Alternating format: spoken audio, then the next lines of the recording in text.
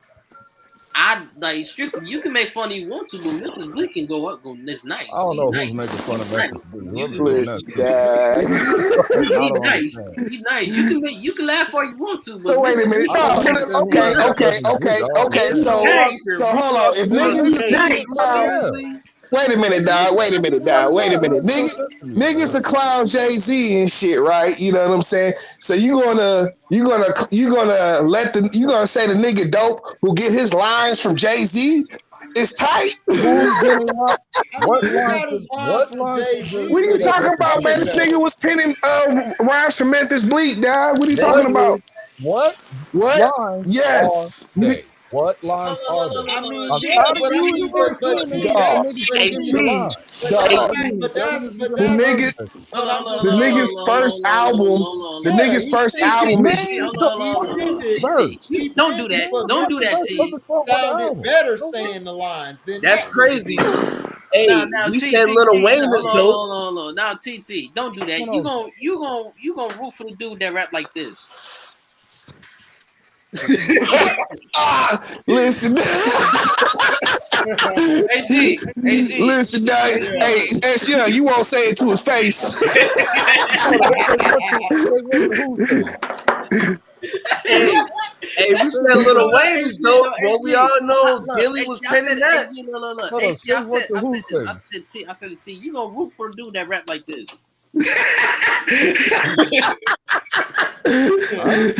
I mean, I fuck with that nigga that look like that. I mean, the nigga nice. And look, I'm just saying. I mean, you just nice. Like Memphis Bleak, I don't care if Jay was writing for him or whatever. The nigga sounded nice to me when he spit. And if Jay did right for him, do you not know how old that nigga was when he first came out?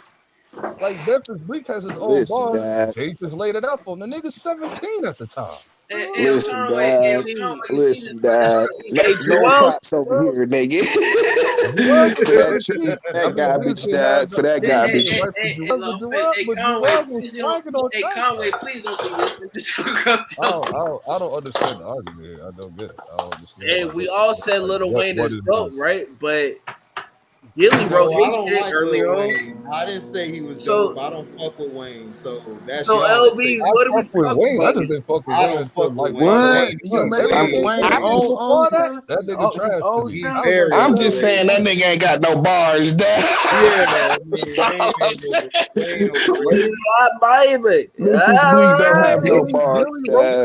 Gilly wrote for the nigga, and then Wayne just got better.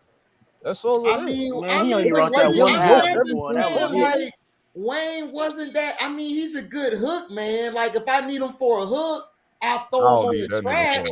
But I'm not gonna put him on the track for a verse, dog. His verse wasn't that nice to me. I mean, now he did the song with I think Benny or Conway or one of them or West Side. Now I ain't gonna lie, man, that was nice. Verse was straight.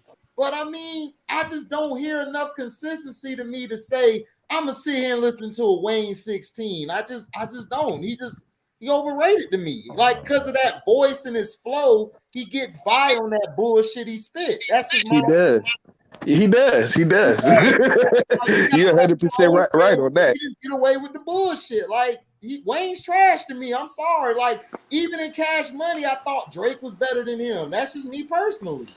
But you fucking with Drake. I mean, that's a good debate. That's just me. It's a good debate. But HD, you fucking with the boy. I could call Wayne whack though, except for he had that run, dog, like 2008, 9. I mean 2007, 2008. All them motherfucking mixtapes, nigga. The mixtapes was slapping, dog. After that nigga went to jail, he's been inconsistent. Listen, man. Now the prefix, the suffix, the squad shit, and I mean, they were straight, dog. I'm just sorry. No, what about I just can't take a nigga who kiss a man on the lips and do that. I just can't take him seriously. Like, I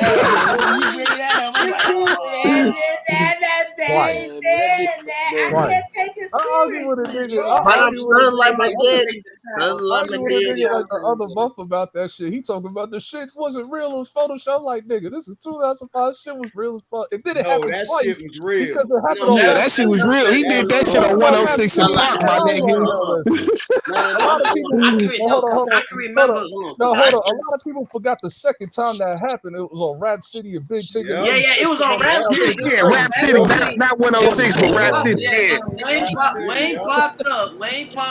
He was doing the handshake from that impression, and he saw Birdman. He kissed And then Birdman Turk had with the the nerve to handshake. defend I'm that like, shit. oh, Turk is hell trying to no. defend But it was a mouth, my nigga, like open mouth, like an open mouth kiss, nigga. He kissed her. But I'm stunned like my daddy. You can hear the sound. You can hear the sound of the kiss. Like he kissed her. But here's the thing, though. I'm stunned like my daddy. Stunned like my daddy. That's not stunning. Look, man, that Wayne bullshit. I mean, I don't be on Wayne like that, but I mean, I don't know. Some of his stuff is straight in that. I give him that, but I don't know. The motherfucker overrated to me. Like Watermelon Plum. Everybody try to make him bigger than what he is and shit. That's just my opinion. Well, Watermelon Plum called that fruit punch. Right. So I mean, I'm just saying, like, I don't know. He was the weakest one to me in Cash Money. That's just me personally. But the first time. But we all now we all know that Juvenile was the main guy. Juvenile was like, the main dude. Yeah, I'll give you Well, that. Juvenile was the main No, it was BG. BG was the main dude. BG was supposed to be. BG was way better than Juvie. But Juvie was more mainstream. I give you that. Right. Mainstream, like he was the guy you would push. No, but BG started all of that shit. You know what I'm saying? Like BG was the nigga that like basically put them niggas on in the hood and shit. Dad. All his shit, his early shit got over in the hood and shit. You know what I'm saying?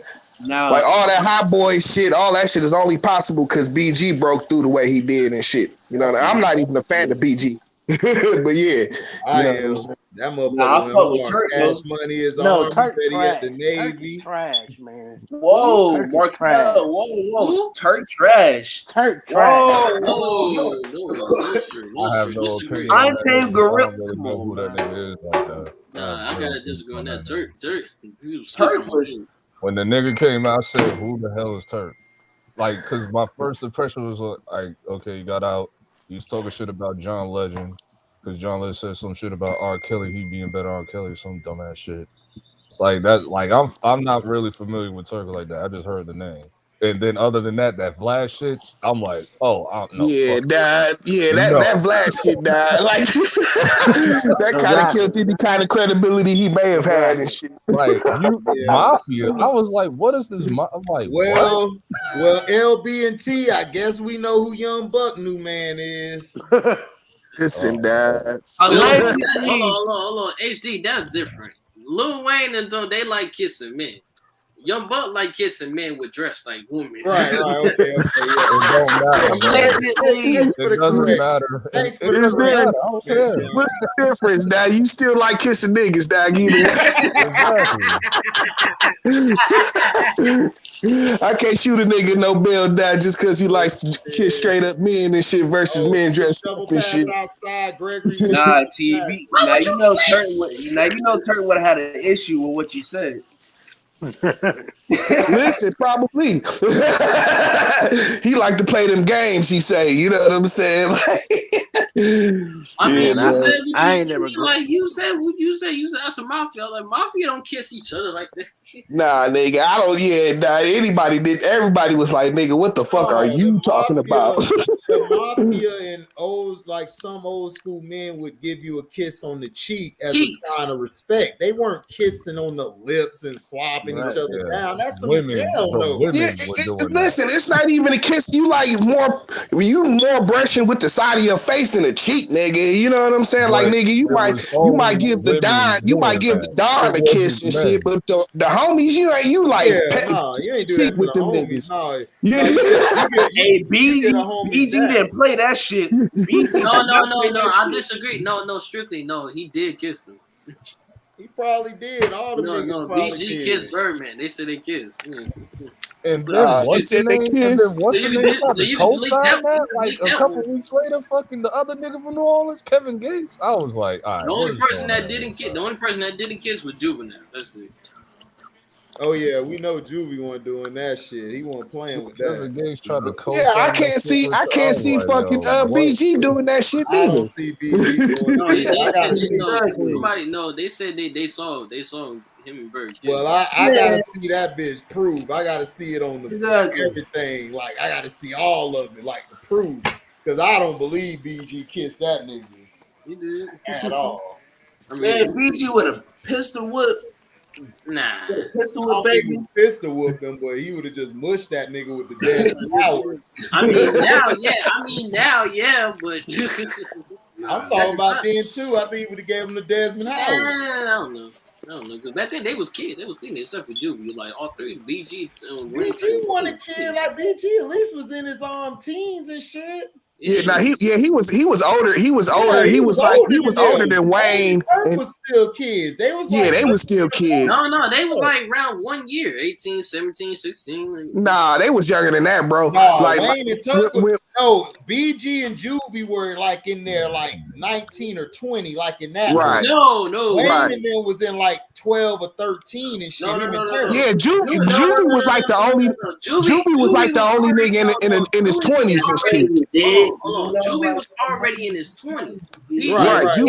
Juvie was the only nigga already in his 20s and shit. Yeah, you know what I'm BG saying? was like BG was 18 or 18. 19. BG was 18. Turk was Yeah, like, but Wayne and Turk, them niggas was like 15, 16. Yeah. We was like the same age, bro. I'm like the same age as Lil Wayne, and I think Turk is younger than Wayne. You know what I'm saying? Turk So they older was than like, Wayne. Turk they was like older. He 15, early older than 16. How old is Turk Wayne? older than Wayne by is 1 year. 30. Is late Okay, 30s, Turk is bro. older than Wayne by a year. Okay. Yeah, but I'm saying but like Wayne might have been 16 and Turk was 17 and shit. You know what I'm saying? Yeah. Or 15 and 16 is what it was. Yeah. It was 15, 16. BG was 18 and Juvenile was 22, like 23. Like he was in his. He was like 22, 23. Yeah, He was way older than yeah. niggas. So it's 2nd and 4. The Eagles got the ball. They're driving. And under center is Minshew. Minshew gives it to the running back. He done. Yeah, he ain't got no flag. All right, let go. Damn. So basically, this game has been nip and tuck, going at it. Yeah, who was that talking about that they had their backups in? Like, don't talk about the backups. This about to go down. Right here, and good coming through the line. He was held on that one. Yeah, he was held on that one. They take him out, probably talk to him. So it'll be 2nd. So now let's see what Dallas do. Dallas still has their first team defense out there. Probably some guys off the bench playing. Under center is Minshew, single back. I say it's trips left from the defensive end, trips right on offense. Right here, Minshew steps back, throws it, receiver catches it, and he'll get about. You can't even tackle the tight end, bitch. That's a big ass tight end, dog. That motherfucker like he's 6'7".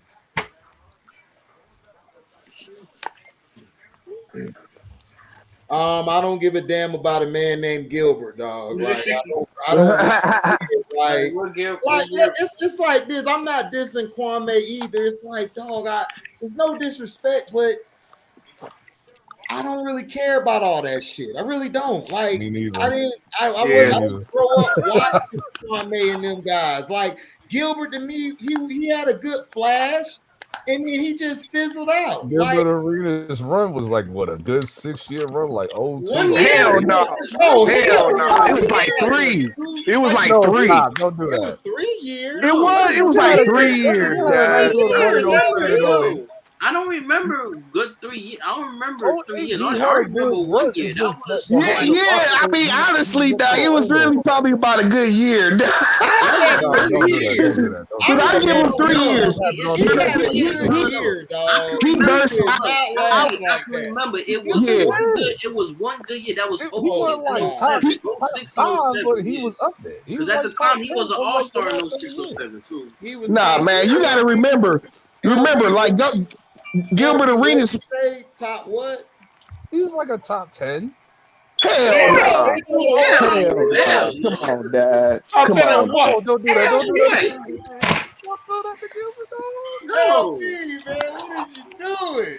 I mean, what do you mean? Like, Williams that's had a Say the game of the playoff run. Shots The and Williams had a oh, playoff no, run. First down and more. The Eagles are about a 5. Great run by number 14. Yeah, He but was like, in son of what? the Like, in Cowboys. what?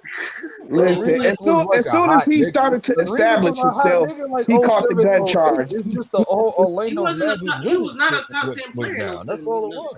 No. Oh yeah, he was. It was no way. Oh. Yeah, it's no way he was a top 10 player. Dad. In the league at that Now time, now In point you point still guard, guard, had like, T Mac in point the guard, league. what You are we still talking about? had fucking Kobe. You still had Iverson. okay, I give you that. You name in the top 3. Top 10 Everybody point know guard the top 3 was at the Iverson, time. Kobe, He and was a McGrady. top 10 point guard. But I'm saying you talking about in the top 10 during that era, dog. No way. He was a No top 10 way he point. was He in the was a top. top 10 He point was guard. definitely a top point guard in like those 6 years. Wait, who said Gilbert Arenas was top He 10? was definitely a top point guard in those 6 years. He was a That's top. I definitely don't know Nah, about 6 years. Dad. LB, Listen, first you I said you will got give Magic you. Fleet. Now this? I will give you Are y'all niggas his saying that last he was year. trash? Because he Oh, definitely wasn't trash. Eagles! Like, Eagles back in the game. who Eagles fans? Gainwell. Gainwell Eagles ain't said, going let's nowhere. go. Let's go. Gainwell just shitted on the whole Dallas defense. We got a game out in Philly. We got Yeah, a we game. do. Oh, No. shit. The tight Hey, end we got good block. another No, one. the tight end made a perfect block. The tight end made a Ooh, perfect block. And nice it was wide open. cut. This nigga said Good Wesley counter better play. than Steve Francis. Listen, Gilbert No. Arenas was a No. good specialist. Steve He Francis was a top had point guard, too. scoring. That was Look, it. look. He, other Hey, than I'm that, saying he it's sucked HD. on defense. No, He hey, couldn't pass. Come on. He wasn't even a great rebound. Like the guy wasn't that. Like he was great at one thing. That was scoring the basketball. Yep, that was it.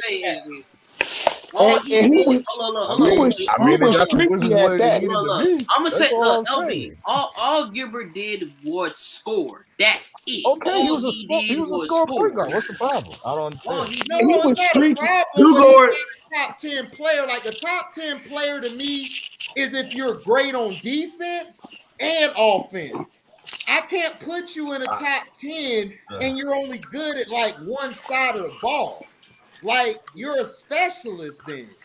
And like you said, he wasn't like no playmaker or nothing like that. He was a scorer. You know what I'm saying?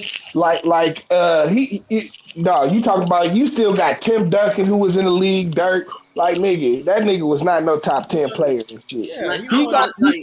Yeah, he had that was I'll give him the last year he played in Golden State.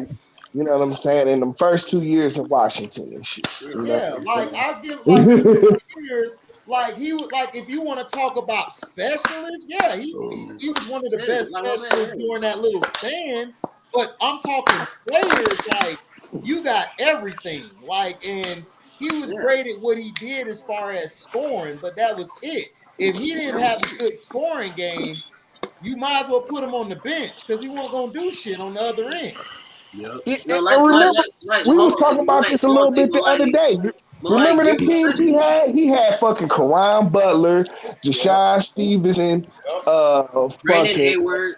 No, not Hayward. I mean, Hayward was a good piece. He didn't even matter.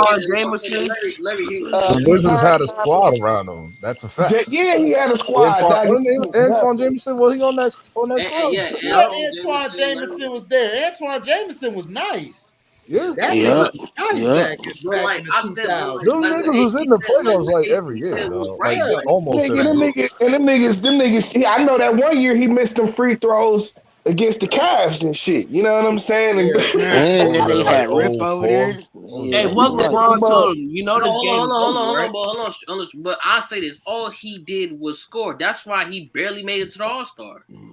That's why. that's why his team. That's why them teams didn't go nowhere and shit. Yeah, because Like, if he all was he an did was All-Star, score. Yeah, they get eliminated the first and second if he round. was an Yeah, All-Star, okay. then he must be a replacement. Then that was it. He replaced somebody. I don't think he made the second round, LB. I think he just made the first He's round. first rounding out. He's first. Yeah, Didn't they take out Cleveland first round? I think they took out Cleveland first round. No, they Nah, didn't. hell nah. That's the one thing he could never even beat LeBron. He couldn't even beat LeBron. Like, did he beat Chicago in the playoff?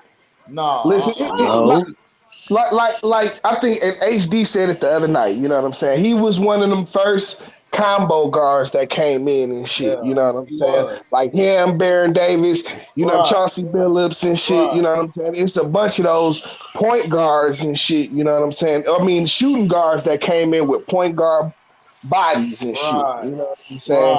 But And Baron that's just Davis did it better than him. Baron could play both sides of the ball. Yep. He could play defense, offense. And you Baron forgot Davis about was Steve Francis. Steve he could Francis was rebound. around Yeah. during that time. And Same he was thing, better same than Steve Francis. So Nope. it's a lot of guys. I feel you as far as a specialist, LB, you're right. He was one of the best specialists during that little span. Now, I ain't going to go that far. I ain't going to say you better than Steve Francis. No. He's not better than Steve. Yeah. But I'm just saying, as specialists, he was a great specialist, like scoring. Like, to me, I would bring him off the bench if I needed a bucket, like a Jamal Crawford or something like that. Yo, I need a bucket right now. Get out there, or microwave Remember, Johnson or somebody. Wrong with your fat ass. HD. Remember, that's how he made that when he was in Golden State, he was coming off the bench. Yeah, that's he how was he made killing. Yeah, he was killing it. He was killing score. Yep. Exactly. He would come off the bench and he would come off the bench and light it up and shit. You know what I'm saying? Like that was him. Yeah, but like what HD said, you know, Baron Davis, you know, Chauncey Billups. They all had something different than Gilbert Arenas. They were legitimate point guards. I have a bias against Chauncey, so I'll leave Chauncey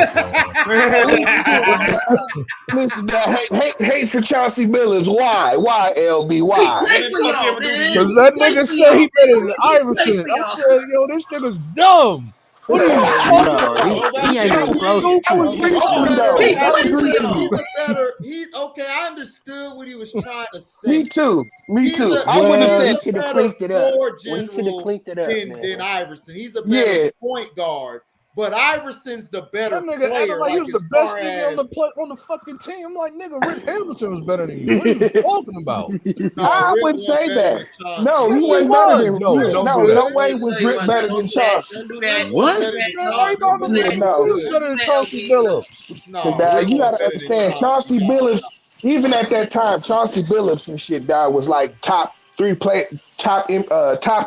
point guard in the league and shit. He was. You know what I'm saying? Like it was like Kid, you know what I'm saying? And like Kid and I would have took Chauncey over Steve Nash during that time. That was absolutely for that. He used to dominate Steve Nash. He used to dominate. He play better defense. He was a better assist guy. And to me, I feel he made his players better than Steve Nash. Straight up, Chauncey Billups used to dominate Steve Nash.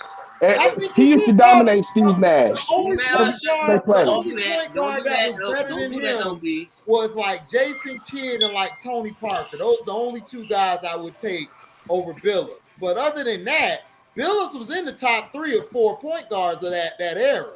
I mean, to me, I'm only taking Kidd. I'm only taking Kidd over Chauncey and shit. At that time, okay. Look, I would have took Kidd, Tony Parker. Yeah, I'm taking him over Tony Parker. Listen, he used to school Tony Parker too and shit. You know what I'm saying? You know what I'm saying? Like nigga, that nigga Chauncey was a hard matchup and shit because he was strong. He wasn't super athletic, dog, but he had little dribble moves and shit. You know what I'm saying? And he can make plays and shit, dog. Chauncey was hard to match up with. The only reason I don't put Rip over Chauncey LB is Rip was not that great on defense. He wasn't that good, but he was great as far as coming off picks, and he was a great specialist piece, like a good Right. piece at the two, but Yeah. complete player like Package. offense, defense, and also controlling the pace of the game. Like Billups is light years better than Rip, dog. I'm sorry, I watched this shit. Like Rip was like Billups was killing the Magic. Like when we played him, like he was killing our ass. Like setting up Rip on those pick, coming off them screen and rolls, everything. Yeah. But That's Rip, the whole thing. Like Rip wasn't the type of player that could break you down and shit. He wasn't that kind of player. Rip was strictly a catch and shoot kind of player and shit. You know what I'm saying? Now, like Rip is different because he uses screens to come off with a shot. To come off exactly. That's what I'm saying. Catch and shoot. He was a catch and shoot. You know what I'm saying? Like Rip wasn't about to set up anybody. He wasn't about to set up the offense, nothing like that. You know what I'm saying? Like Chauncey used to do all of that shit. You know what I'm saying? And get his and shit. Yeah. You know what I'm saying? So like fucking you know what I'm saying? Like, yeah, nah. There's no way Rip was better than Chauncey. Yeah, nah, I can't agree with that. Offsides, it looks like that goes deep and caught. God damn. He got sprayed, but good hang on by Mari. Mari finally showing some nuts. Does any But yeah, I mean, I feel you, LB. Like I'm a Rip Hamilton guy. I like Rip, but I love Rip. This is no shade at The Rip. only thing I liked on that damn team. Huh? I hated Detroit Pistons. I only like that one nigga. I was like, okay, yeah, because he got the face mask. I know you don't. It don't have nothing to do with the face mask. He just Yes, didn't it does. irritate me. He didn't irritate me like everybody else. I couldn't stand that because he was annoying. Tayshawn, that light-skinned motherfucker, Tayshawn, I hated him more than anybody on the damn team. I hated that nigga. No, he was trying to look like Superman. Tayshawn was like your best player. I'm just saying, like, that's how LB feel. That's cool, but I respectfully, this out of respect for my bro, man. I can't put Rip over Chauncey. It's like Chauncey was that nigga. Even in Boston, Chauncey was good in Boston. It's just that allegation messed him up, and plus Rick Pitino was dumb as hell. He didn't know how to use it. He was the worst coach in the NBA. Yeah, he didn't know what he was doing at all. Right. You know what I'm saying? Right. He didn't know what he was doing, and then he gave Chauncey a bad rap. And then Chauncey finally ended up in a place that suited him, which was Detroit. And then he went to the Nuggets and got them to the third round. But I understood what he was saying about Iverson. He wasn't dissing Iverson. He felt like he's the better, like as far as a floor general. It's the Isaiah Thomas and Iverson argument. Like Isaiah was a better floor general, and you could argue he was the better player. Iverson was great in his own right. He was more of a two guard. Like he's the smallest two guard we've ever seen. He missed exactly. Yeah. But Iverson was the smallest two guard we ever seen do the things he was doing. Like this nigga was doing Jordan shit at like 5'10". It was like nigga palming the ball. But that's that. But that. Go ahead, T. They done kidnapped T. They got T. No, but I don't get this. Why is you comparing Chauncey and Iverson?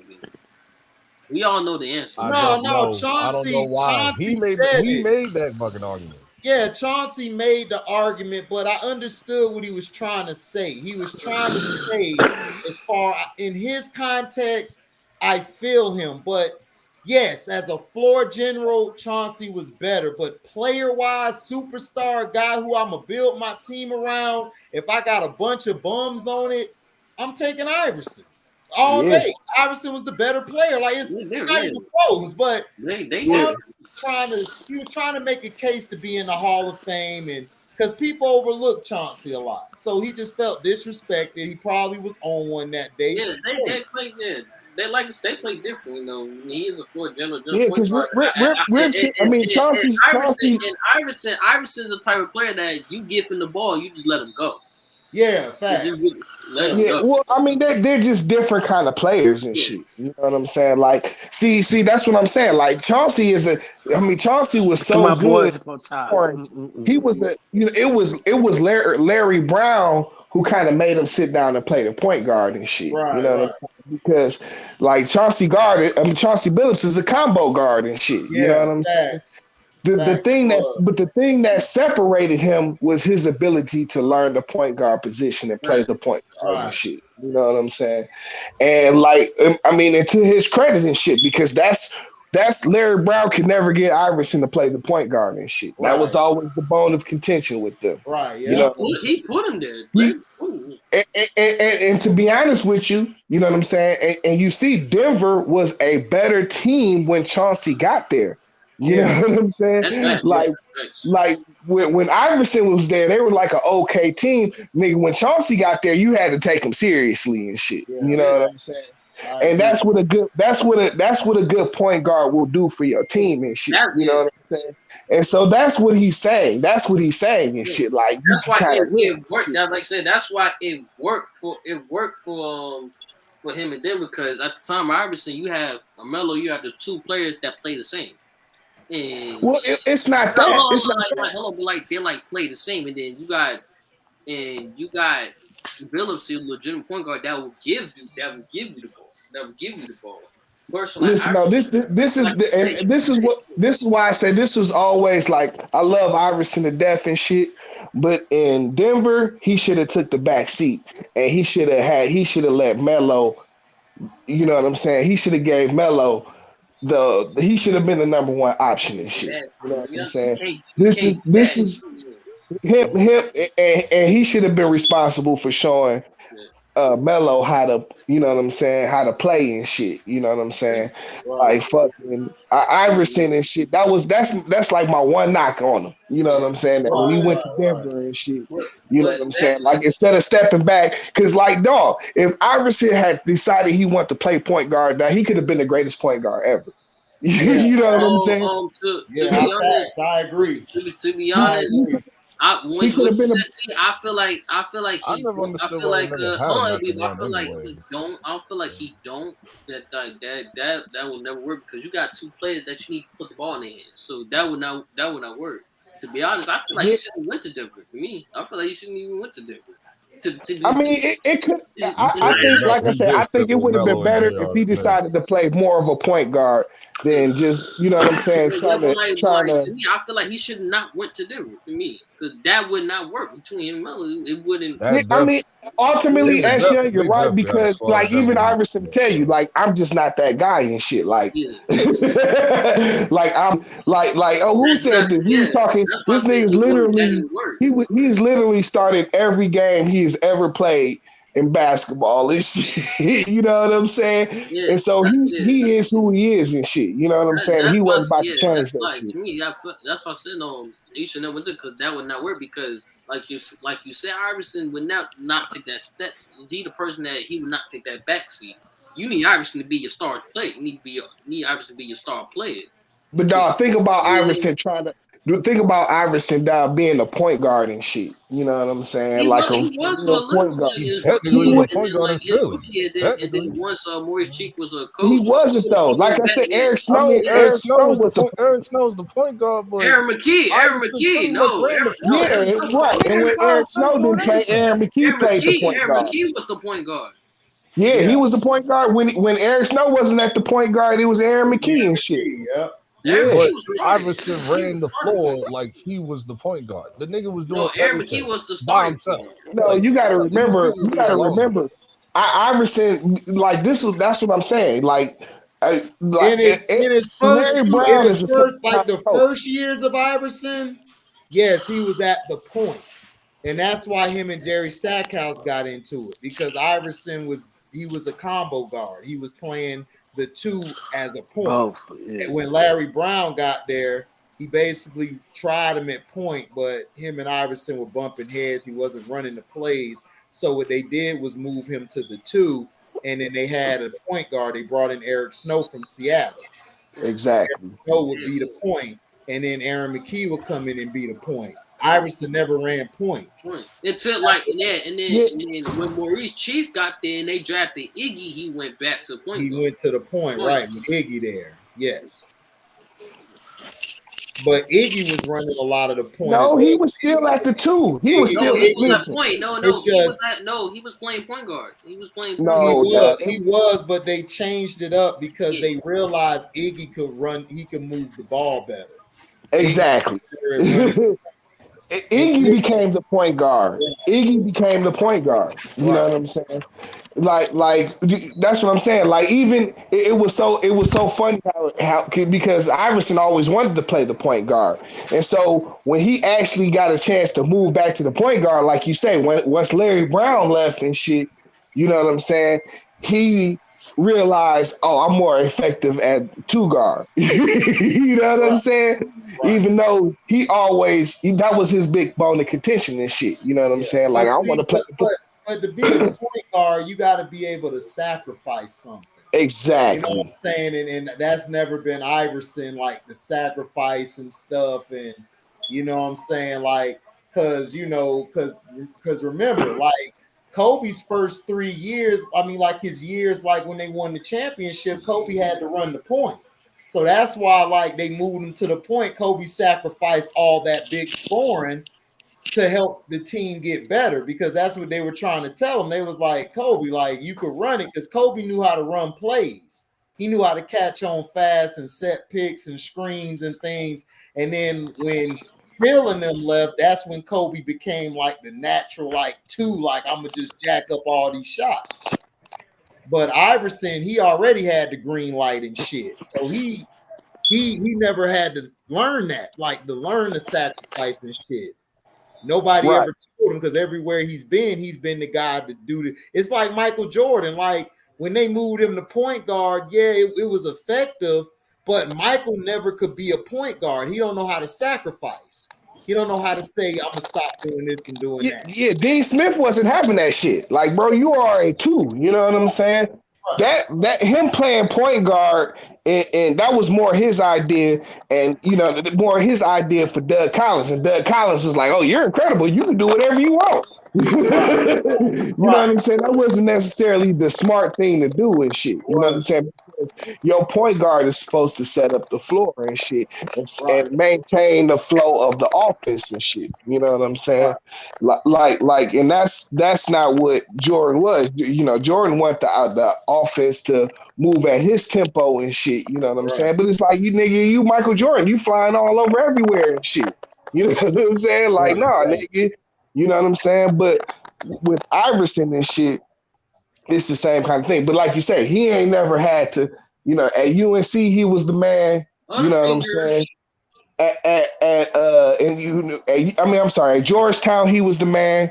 You know what I'm saying? Because everybody got to understand, it's like Kobe came in differently. That's why I don't understand why people compare him to LeBron, Jordan, anybody.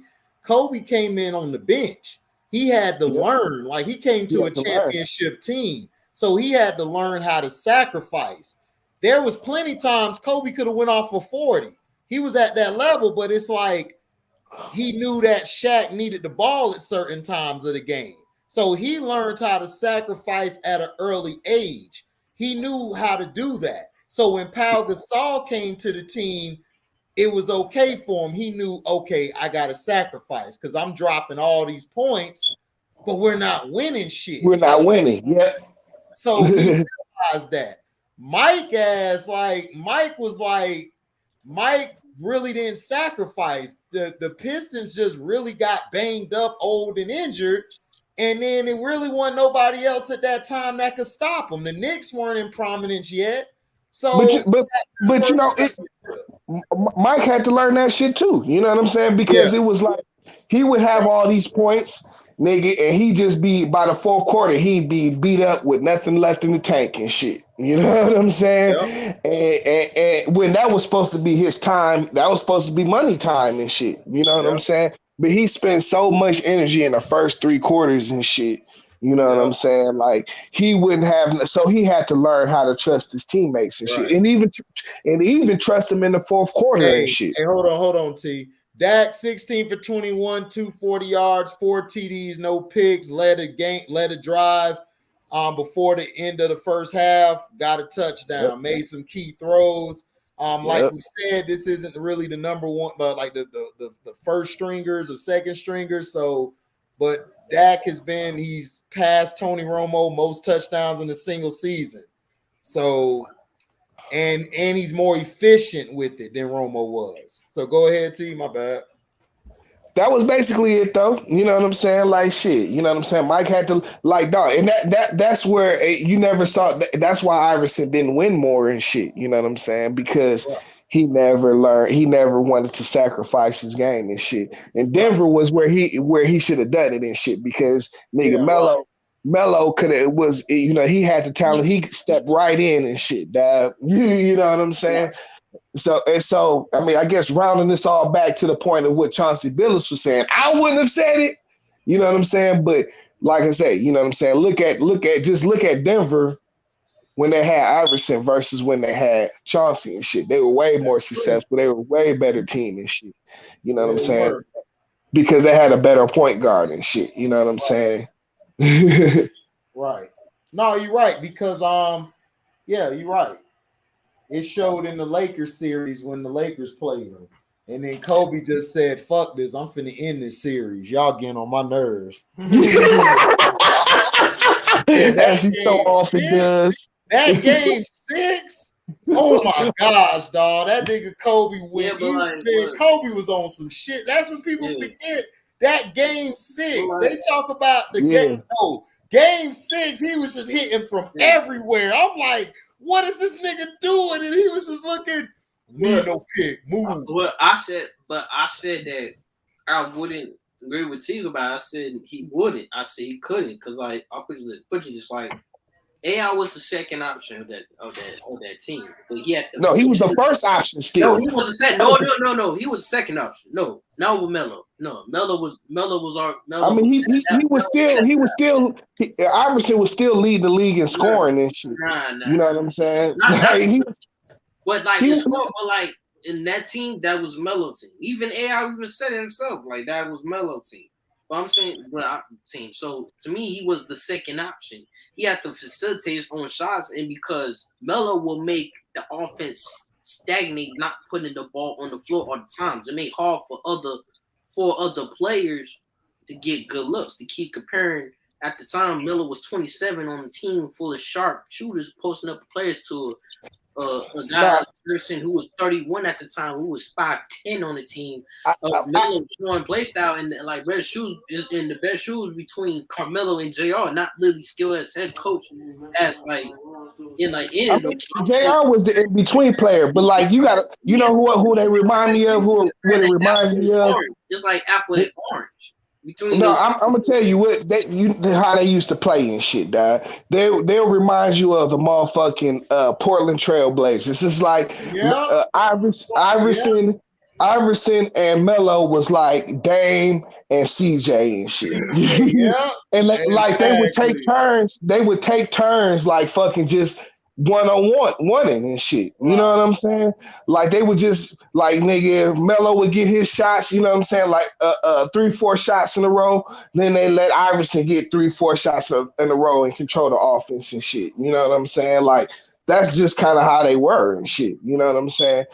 But like, you know what I'm saying, as a team and shit, that you want to have a flow on the offense, not just two guys splitting up shots and shit. Well, I see what y'all saying and stuff, but to me, it's like Iverson, like at that point in his career, I agree with T. He should have sacrificed more. He should have been more of the distributor. Like he should have did what Isaiah did in Detroit. So then Isaiah, because remember, Isaiah was putting up crazy numbers early in his career. And then he had to cut back because it wasn't winning. So he had to go through his trials and tribulations because he watched Magic and seen how Magic and them were winning. So he learned from Magic, like, man, I got to learn how to control the game better. That's what it is. Isaiah was, at that time, Isaiah was Iverson. Like before Iverson. Like in the league, the shit he was doing, like Didn't nobody check him. He was unguardable, dog. yeah, he was unguardable. Like Michael Jordan even said, they asked him who's the hardest guy he ever guarded. He said Isaiah Thomas out his mouth. You couldn't guard him. Couldn't guard him. 6 feet. I mean, right. I think 5'11", like 6 feet, 5. Yeah, 5'11", 6 feet.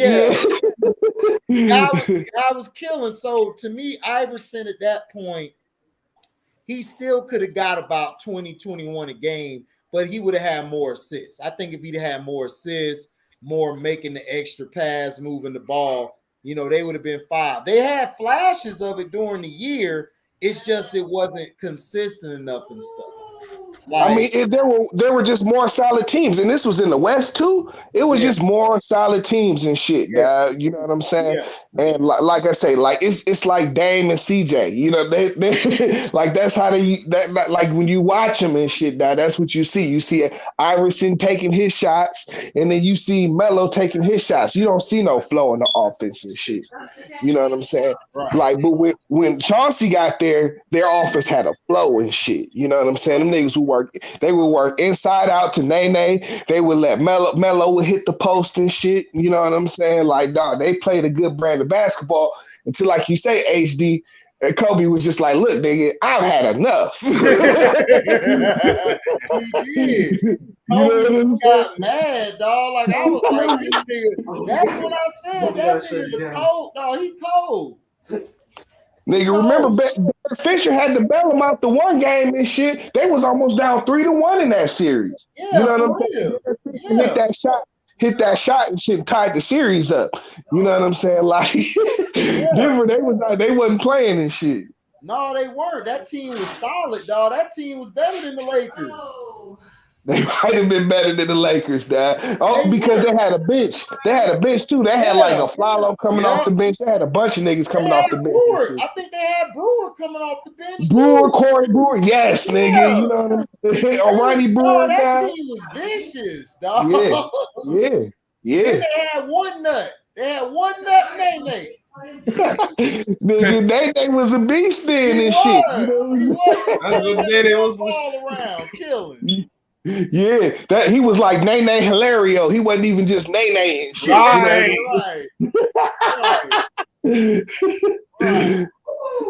And then they had that one white boy who was mean as hell, Nahara, just coming beating people up. That team was my team. I like that damn team. I did too. Looked like he smoked a couple ports. Was like, I'm ready, coach.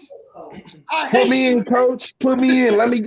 Nigga, that's what he do. He go in there and do all the dirty work and shit. You know what I'm saying? Yeah, Earl Boykins was on the team. Earl Boykins coming there killing, hitting that mid-range shot. Yep, off the bench. 5'3" ass nigga. That boy looked like 3 foot on the court. Just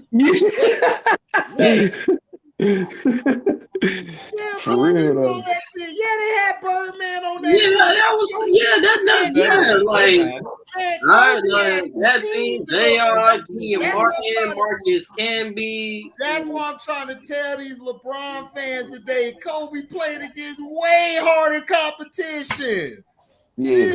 Oh, absolutely. Nobody. Yeah, with the Jazz, with Darren Williams, Carlos Boozer. Nigga, the West was loaded, nigga. The West was loaded. It was loaded, nigga. San Antonio, niggas ain't even talking about San Antonio, nigga. Like you can always, you can lose to San Antonio any given day and shit, dog. Yeah, Dallas, nigga. Dallas had their flashes and shit. You know what I'm saying? Like. Young up and coming OKC, they was giving Lakers problems. Yep, OKC, they were coming up. You right, Eshon. Remember that Clippers team was decent though before they got rid of everybody. Yep. El Brand. Yep. Darius Miles. They had Jeff McGinnis, Corey Maggette, all of them. Yep. Corey Maggette used to come off the bench killing. I'm not saying that. I'm talking about like the late 2010 Clippers, like the early 2010 Clippers with it. That was late 2000s. That Clippers team. No. With Chris Paul. When they had Brad. Chris Paul and Blake. Oh, that. No, But I'm what? not talking No, about Chris that Paul and team. Blake was like 2012. Yeah, that Like, was Yeah, that was a 12 little or later. 13. That was when Kobe was done at that point. Yeah, that was a couple years later. Talking about like late 2000s, like 6, 7, 8, and 9. 8, 9, 10. You know what I'm saying? Like, that early Clippers wasn't giving like Kobe problems. that was a team with fucking, like I said, they had Corey Maggette on there. Fucking, did they have Baron Davis yet, or was that? That wasn't Did giving they have Kobe problems. with the team that had Elton Brand, fucking Chris Kaman, Harris Miles, Kenyon Doolin, and then that later Kenyon team. Doolin. Then that later team. Yeah, but he said the early 2000s. I was like, Kobe didn't give Kobe. They didn't give Kobe. Oh no, nigga, we talking about the late 2000s. We talking about the late. Like 2009, 2010. Oh, that was the worst team Clippers ever seen. They weren't that bad. They just needed direction. If they would have got a coach. And no, if it wasn't for Elton Brand, goddamn it, fucking ruined it. Yeah, Elton Brand just bounced. Yeah, because yeah, he bounced instead of re-signing and shit. Because they had got Baron Davis and shit. You know, Lamar Odom. Lamar Odom was running the point. Lamar Odom, yes. He was a beast at the point. No, yeah, them Clippers teams was like okay, like they give you some problems for sure, nigga. They were like a high school team. The early 2000s when they had Darius Miles and like you said Kenyon Doolin, that team was kind of ass and shit. Wait, they was young. They were like an AAU team.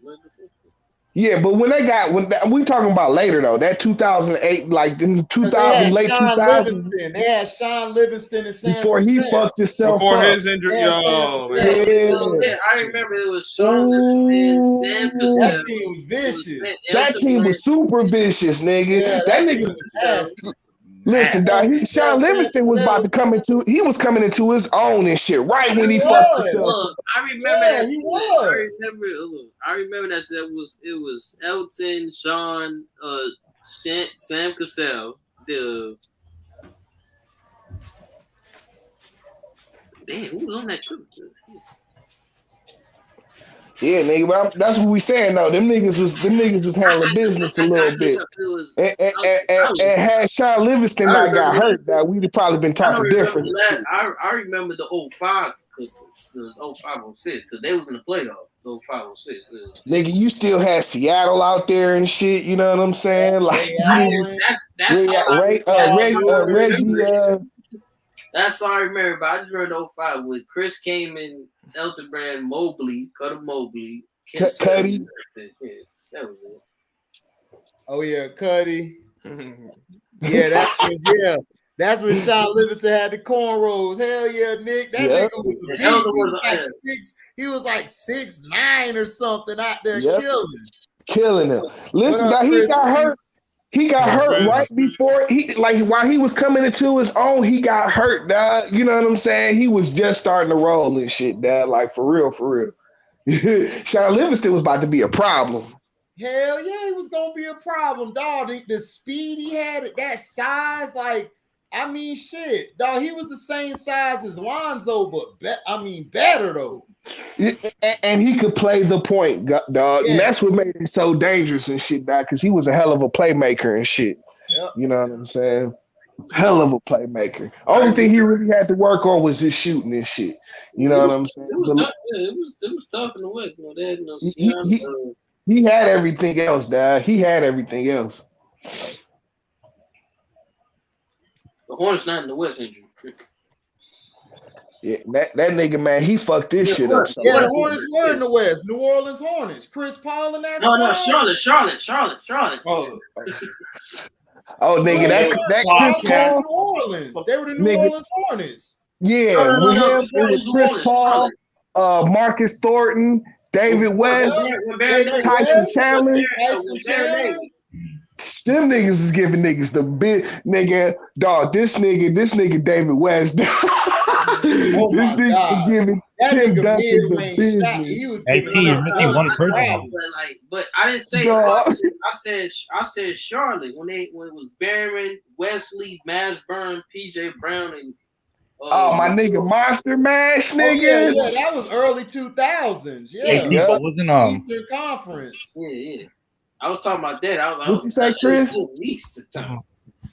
You guys forgot the sniper, Peja Stojakovic. Oh, right, dog.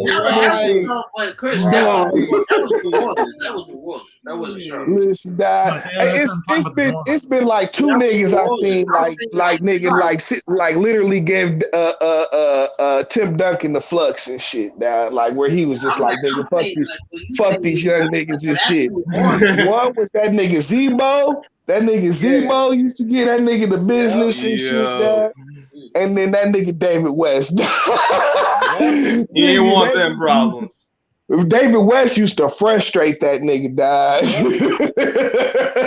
Like, god damn and shit. David West, yep. That nigga David used to West frustrate. was nice with it. He had a game too, dog. He get on that low post on that right elbow, that left elbow. You go can to stop work it. on Tim. Yeah, I'm you like, can stop it. he get that bitch on the block, dog. He face you up on the block, nigga. There's nothing they can do. AJ was not on Charlotte. He was New Orleans Hornets. He was in New Orleans. That's what he said. That's what he said. Talking about. That's what Chris we talking about the New Orleans. That's what he said. He said he's talking about them Hornets with New Orleans. I feel like that. New Orleans Hornets. I wouldn't feel like New Orleans. I said Charlotte Hornets. I said the Charlotte was bad. That was a problem. They was a problem. Oh yeah, Charlotte was a problem. Charlotte with that team with BD and Mashburn and shit. Yeah, Baron Davis got hurt. Yep, he could say Mashburn got hurt too. Mashburn got hurt too. See, what about Gerald Wallace in the Hornets too?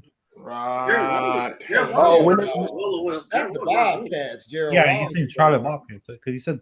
Yeah, that team sucked. I used to like Gerald Wallace though. I feel bad for Gerald because that team sucked and he was the lead scorer. Yeah, he was that best guy. He was the lead scorer. They sucked. Yeah, they were terrible. They were pretty fucking bad. It was just like you like Charlotte Bobcats. You like who? What? The fuck is a Bobcat? Basically, first half Dallas basically. It looks like they're playing their starters in the second half, so it looks like they couldn't go all the way through. They have They're trying to put an end to Philly. Yes, Chris, you said they had to. Yeah, because they want the 49ers to win and they want the Tampa Bay Bucks to lose tomorrow to get the second. Yeah, so they can move up in the seating. Right. Yo, yeah, HD, can you do me the favor of reading off the standings, the playoff standings so far? Yeah, the playoff standings so far. The Chiefs with their win today, they're in the number 1 spot. But if the Titans win tomorrow, they'll be number 1. But right now it goes. Really? Yeah, because the Titans had the tiebreaker. Yeah, if Titans win tomorrow, they'll be number 1 because they got the tiebreaker. So wow. Right now the Chiefs are 1. The Titans are throw it, Dak. The Bengals are 3. The Bills Bengals? 4. Yep. Mm-hmm. The Patriots are 5. There's 2 playoff berths still alive. The Colts and Chargers, they could clinch the playoff seed with a win. But if the Raiders beat the Chargers, they'll be number 7. If the Colts lose, then the Steelers will get in. And I think the Chargers the Raiders would be number 6. But if all of them motherfuckers lose and the Ravens win, then the Ravens are in. Lamar, he ain't coming back, is he? No, he's not coming back. Nah, so the Ravens are done.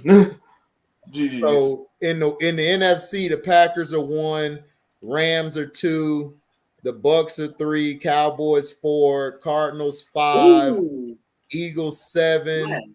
And the last spot is the Niners. If the Niners inside of the Niners and Saints, if the Niners win, then I believe they're number 6.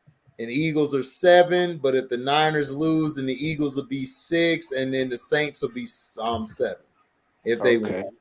No, actually, basically, for 49ers, if they lose tomorrow and the Saints win, then they get eliminated from the playoffs. No, that's what I'm talking about. If the Saints, that's what I said. If the Eagles will be That's why I said if the Niners lose, then the Saints will be in, and then the Eagles will move to number 6, and the Saints will be 8. So that's how it would be. But if the Niners win, then the Eagles, they'll just bump to number 7. Unless the Eagles make a comeback in this game, and then they'll just be. Hey, they might, man. Gardner Minshew's pulled off some comebacks. Yeah, he's pulled off a couple miracles. Yeah. Damn, he shoved the dude right into him. You cost your teammate to lose his legs. Damn. I don't know, dog. The Texans have been the Titans' kryptonite. Look at For some reason, the Titans can't beat them motherfuckers, dog. Look at TV. Huh? I'm really surprised to hear they made their way all the way up to number 2. Oh yeah, in HD. I think they're boo, get the fuck out the TV. Boo. Chris, what you said? No, they activated Derrick Henry for the playoffs. Yeah, I know. Yeah, the Titans. I'm telling you, the Titans gonna run through the AFC. Yeah, they let Derrick Henry rest for like 8-10 weeks. But see, I remember all y'all motherfuckers laughing at me though. What you said? I didn't laugh. I didn't laugh. I just didn't trust that defense. I'm telling you why. Derrick Henry with Foreman, and you got Hilliard back there. We laughed at what's that slogan? DTT. I don't trust it. No, but like T said, the Bengals surprised everyone. No one saw him. You said what? All the way up to number 3? Nah, because the Bengals were under the radar the whole season, and then all of a sudden they're first place. Now the Bengals that surprised me because like you got Joe Burrow, no rookie quarterback. Yeah, Burrow. He's the one who. I mean, I guess it's not surprising, but it's surprising how comfortable he is in the pocket. That you know what I'm saying? Like that nigga be like a veteran in the pocket. The thing is, he run the pro style offense in college, so that prepared for the NFL. On the center. Still, dog, like that pressure and shit, dog, that NFL pressure is different, dog. You know what I'm saying? And but at LSU, he was doing it against the big teams too. Yeah. But I'm saying though, dog. Well, I understand that. But that's the difference. It's the difference with NFL linemen coming at you and linebackers coming at you, dog. I agree. You're right. Yeah, you're right. But I saw it in him, like I just saw it. I knew he would be that guy. Like I just knew it. He got that. He just needed a team. And some untimely injuries to the Ravens. I got a question about the Bengals thing, but you said they had some injuries to the Ravens. Yeah, Raven. Go ahead, Ash Young. What you were saying? No, but I had a question for you about the Bengals, bro. Like he can do something that others past quarterbacks from the Bengals that can't do, like Palmer's, like Dan, whatever his name is, Andy McCarron, whatever his name. Andy boy. I mean, Carson could have did something, but the dude ran into his leg and ended his career. Like he wasn't never the same Carson after that. It was sort of like Derek Carr. Mm-hmm. Same thing. Went into his leg, and he just wasn't the same. But I think Carson, in my opinion, if that wouldn't have happened, that Bengals team could have won a couple of Super Bowls. Carson was a monster. But I agree with you though. I agree, Young, that Joe Burrow can do something that. I mean, but the last Super Bowl quarterback for the Bengals who got him there, they lost was Boomer. Boomer. Yeah, Boomer. Yeah, Boomer. So we'll see. Like I said, Joe Burrow, I just think because of their youth, I don't see them beating anybody. I don't trust their head coach. He's I the guy who doesn't want to run the dang on ball. Yeah, right. Who's that coach? Zach Taylor, some young guy like from the McVay tree. Yep, he was a Rams offensive coordinator. Yeah, he was a Rams offense. He's on McVay's little bitch. That nigga's a tree. That nigga's like 20, 21. That nigga barely drinking shit. Hey, He's done like McVay got a lot of his coaches have been successful. A couple of people from the Detroit Lions are from the McVay tree last year. Yeah. The GM. Really? I didn't know that. That's why when people say, "How do the Rams have all these coach, the Bengals coach is like 21. Think so. I can see why. I can see why y'all say it. Yeah, the Rams always have the most compensatory picks. That's when the NFL gives you for like when the coaches get hired in other teams, you get compensatory pick, especially if they're minority. Man, just run. Well, I know the new rule for the minority, but I didn't know that. I didn't know you could get picks beforehand. Yeah, that's when people say, "How do the Rams? How do they have all these picks and they trade them all the time?" Like, well, there it is. Yeah. Is the Eagles up? Wait, what? No, yeah, Dallas is up. Dallas is winning 30-17. They blitz and run, boy. Ooh, nigga sprayed his ass. I was about to be in the playoffs. That was about to be in the playoffs. They already in the playoffs. Both of them are in the playoffs. Both teams are already in. Both teams are in. That part don't even matter. Oh, wait. Oh, they're not fighting for a spot? Oh, no. Well, the Cowboys are hoping they're playing for. They need a win, and then they need some help so they can get higher in the seeding. I ain't love it. They did get smacked. The Eagles, they win, they'll be the 6th seed no matter what. They gonna blitz. Oh shit! Yeah, So they could very well see each other in the first round, then, huh? Nah, see, they could play the Cowboys could play the Cardinals, the Tampa Bay Bucks, or us. Yeah. Where's the Cowboys? The Cowboys is number 4. Yeah, they're number 4. The Rams mess around. They lose tomorrow, and Cards win. Then Cards win the division, and Rams play the Cowboys. That's crazy. Crazy shit, crazy. I don't, Chris. How are you feeling about Matthew Stafford, Dad? Hey, boy, I ain't gonna lie to him. He was doing good until all of a sudden he just he was doing good until he wasn't. No, it's not who he wasn't. It's like he needs to throw 2 picks.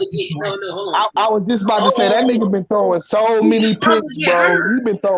He been throwing so many picks, dog. Unfortunately, that's the Matthew Stafford I know. No, it's not. No.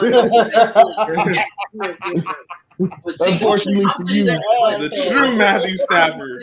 But I'm just saying that every year you always see him get hurt. I'm just saying.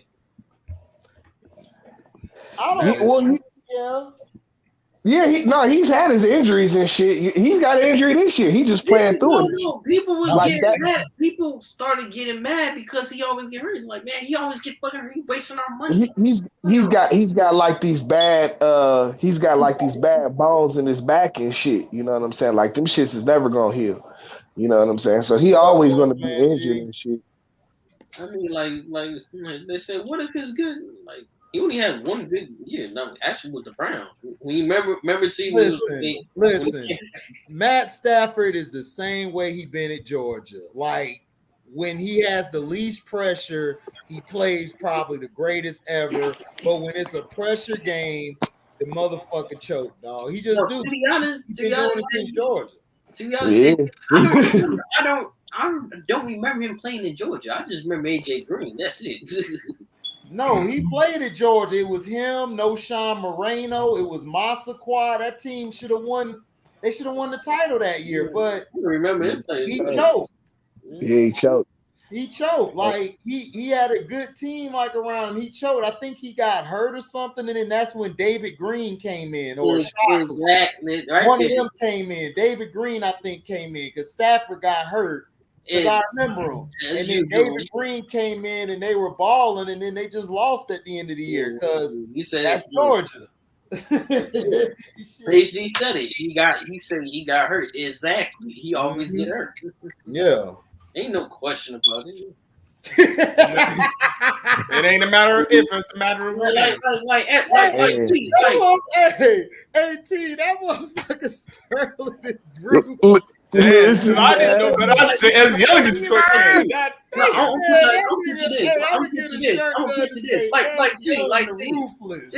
this man, Matthew Stafford, think he all that. Like, you remember that game against the Browns team when he got hurt, and then he decided, I want to play. Oh yeah, when he threw the Hail Mary and shit. Like, come on, man. Like, I mean, but nah, listen, I'll give him. Listen, Dad, if it's one thing I won't take from him, he's a tough big white boy and shit. You know what I'm saying? Because that nigga didn't. that was one good game, man. Come on, don't do that. That was one Nah, good but like I said, he like ever since like in 20, I think it was 2017. 2017, he like had a major injury to his back. He sat out like most of the year and shit.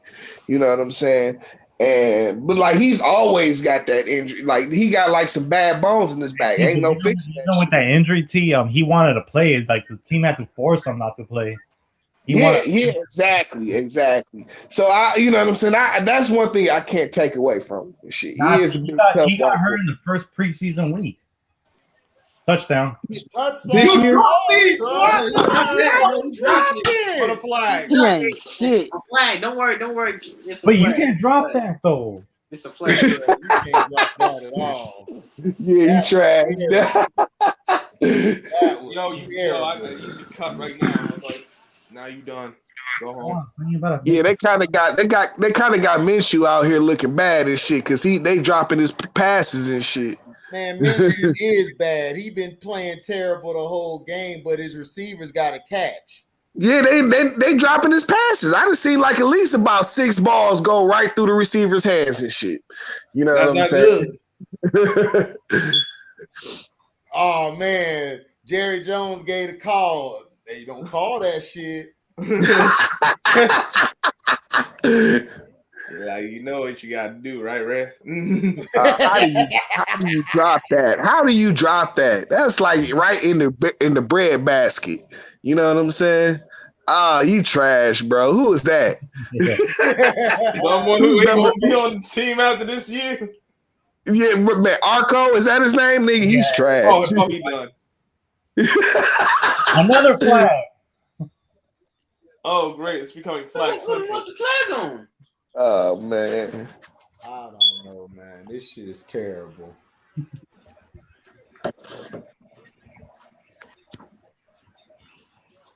They about to put it on the Eagles. Bench his fucking ass, dog. They're going to put it on the Eagles. I know it. Offense. Yo, what the fuck did Jerry Jones pay?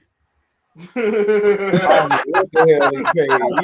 He put it on the quarterback. This is what happens. How is that How's that a flag? Oh, Yeah. These calls be wild. Yeah, it was wild in the last game. Dude got pass interference. They let that shit slide. Kansas City got away with so much shit last game. That Kansas City game, that again, they get bailed out by the other team. They get bailed out by the refs every time. Like, I don't see how anybody from Kansas City like this team. Come on, man. You can't be dropping the passes. No, it's not even that. It's just other teams doing stupid shit. Like, come on, dude. You fumble at their fucking end zone, and then But see, that's that last play was what's his face fault. They was trying to call up like they did earlier, call a pick play to the other. I mean, like Dallas did to him, call a pick play, and he didn't sell it. Yep. That's why he got that pass interference. This man complaining to the quarterback. No, that was number 19 again, Dad. He's trash. No, man, you can't. He trash. Oh, shit. You can't catch. Don't complain to the quarterback. You ain't lying. That motherfucker like the dude on Little Giants, no hands. And he talked to his hands. And you know that he talked to his hands after, like, I cut your nails. I did this. But man, I gave you the whole.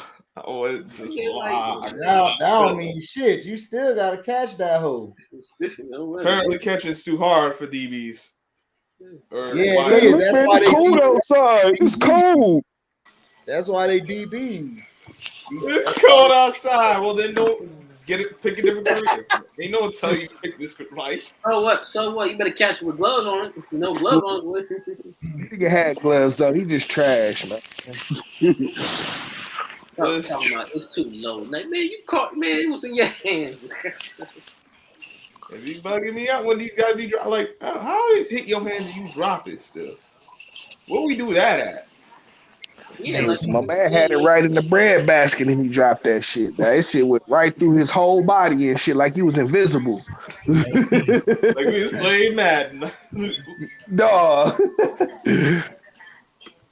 Hey T, I've been wanting to tell you this about Michigan and USC and others. So we need to start like recruiting these big boys, because SEC football, there was a big weight difference when Michigan played. Dog, that's what I was saying that on Jose's stream. I'm like, dog, it's only so much you can do when niggas like I expected them niggas to come in and be bigger and shit. Like I didn't know they was gonna be bigger and faster. He said, like, bro, you are lacking in athletes.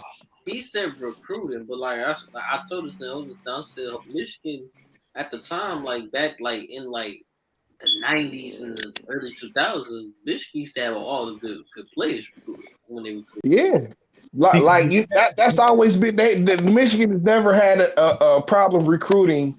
I mean, but like dog, like you know what I'm saying? Like, listen, I could tell you kind of what happened and shit. You know what I'm saying? Like, part of it is nigga, they wasn't paying their players the same no more and shit because of what happened to the basketball team and shit. You know what I'm saying? Like the basketball team had everybody shook. You know what I'm saying? So they kind of dialed back all their recruiting and shit. But it's like, nigga, everybody cheating now. Like, come on. But now you can cheat now. You can cheat legally. Yeah, you can cheat legally now. They said Texas Tech. Now, so you might review on that episode with Tom Brady. You might review it.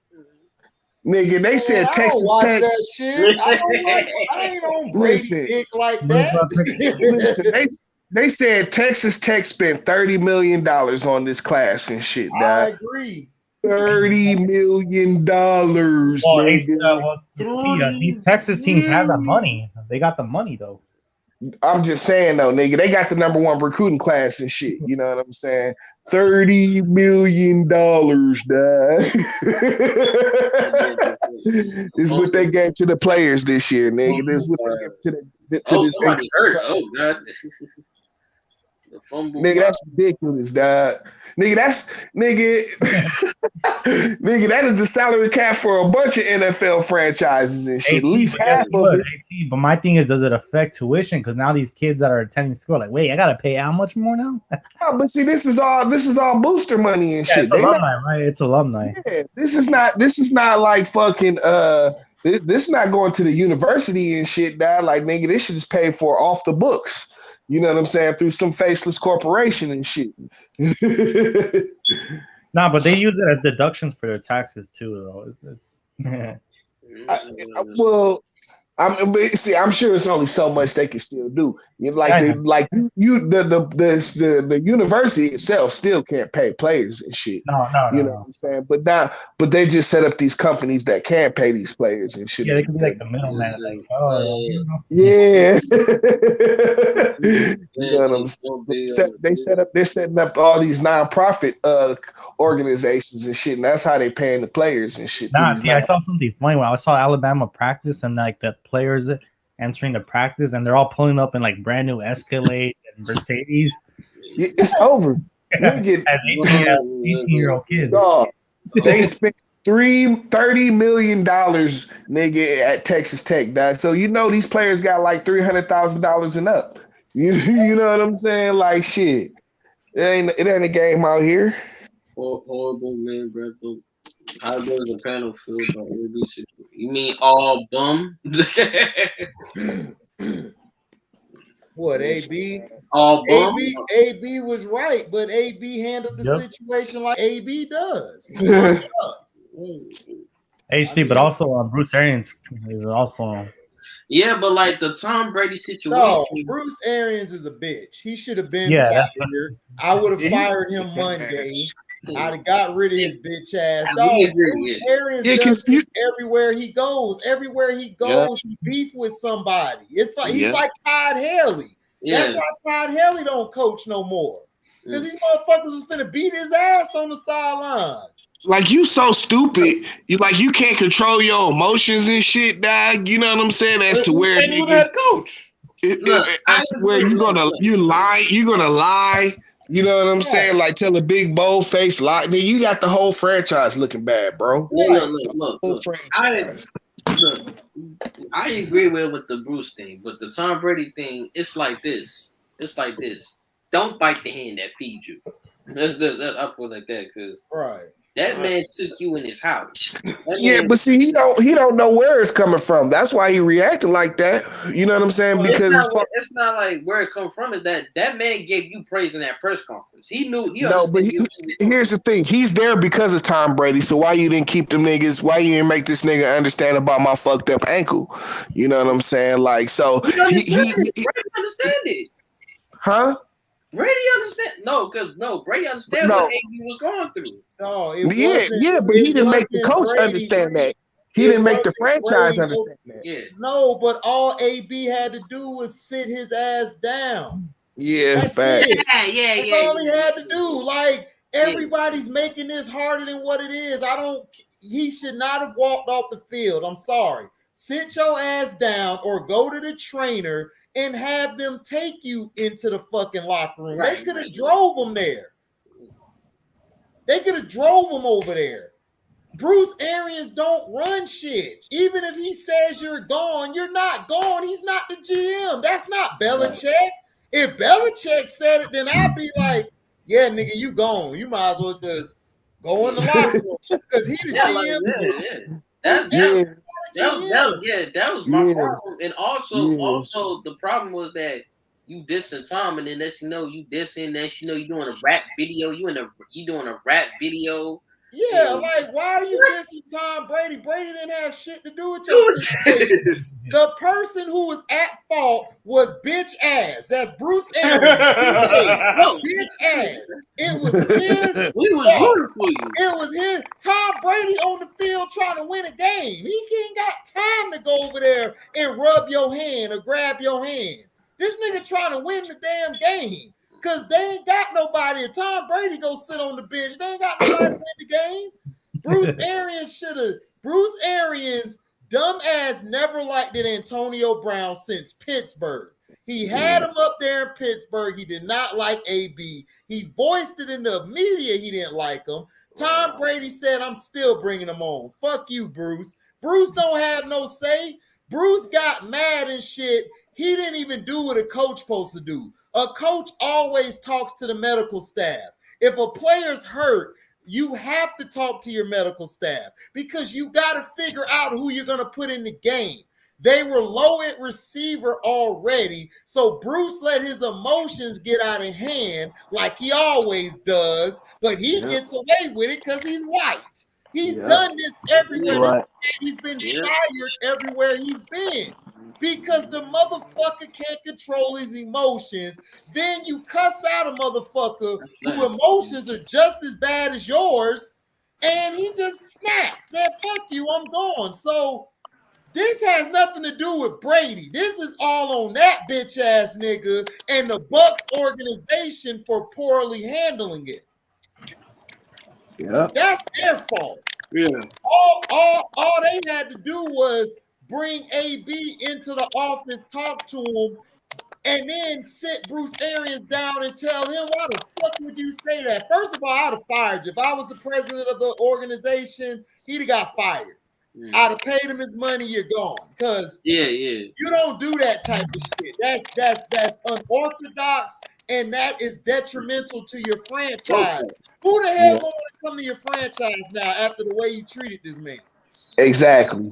You got the whole franchise looking terrible and shit. You know what I'm saying? Because once Brady gone in the next few years, you still got a franchise. Nobody really fucked with Tampa after what y'all did to Tony Dungy. Y'all did Dungy dirty.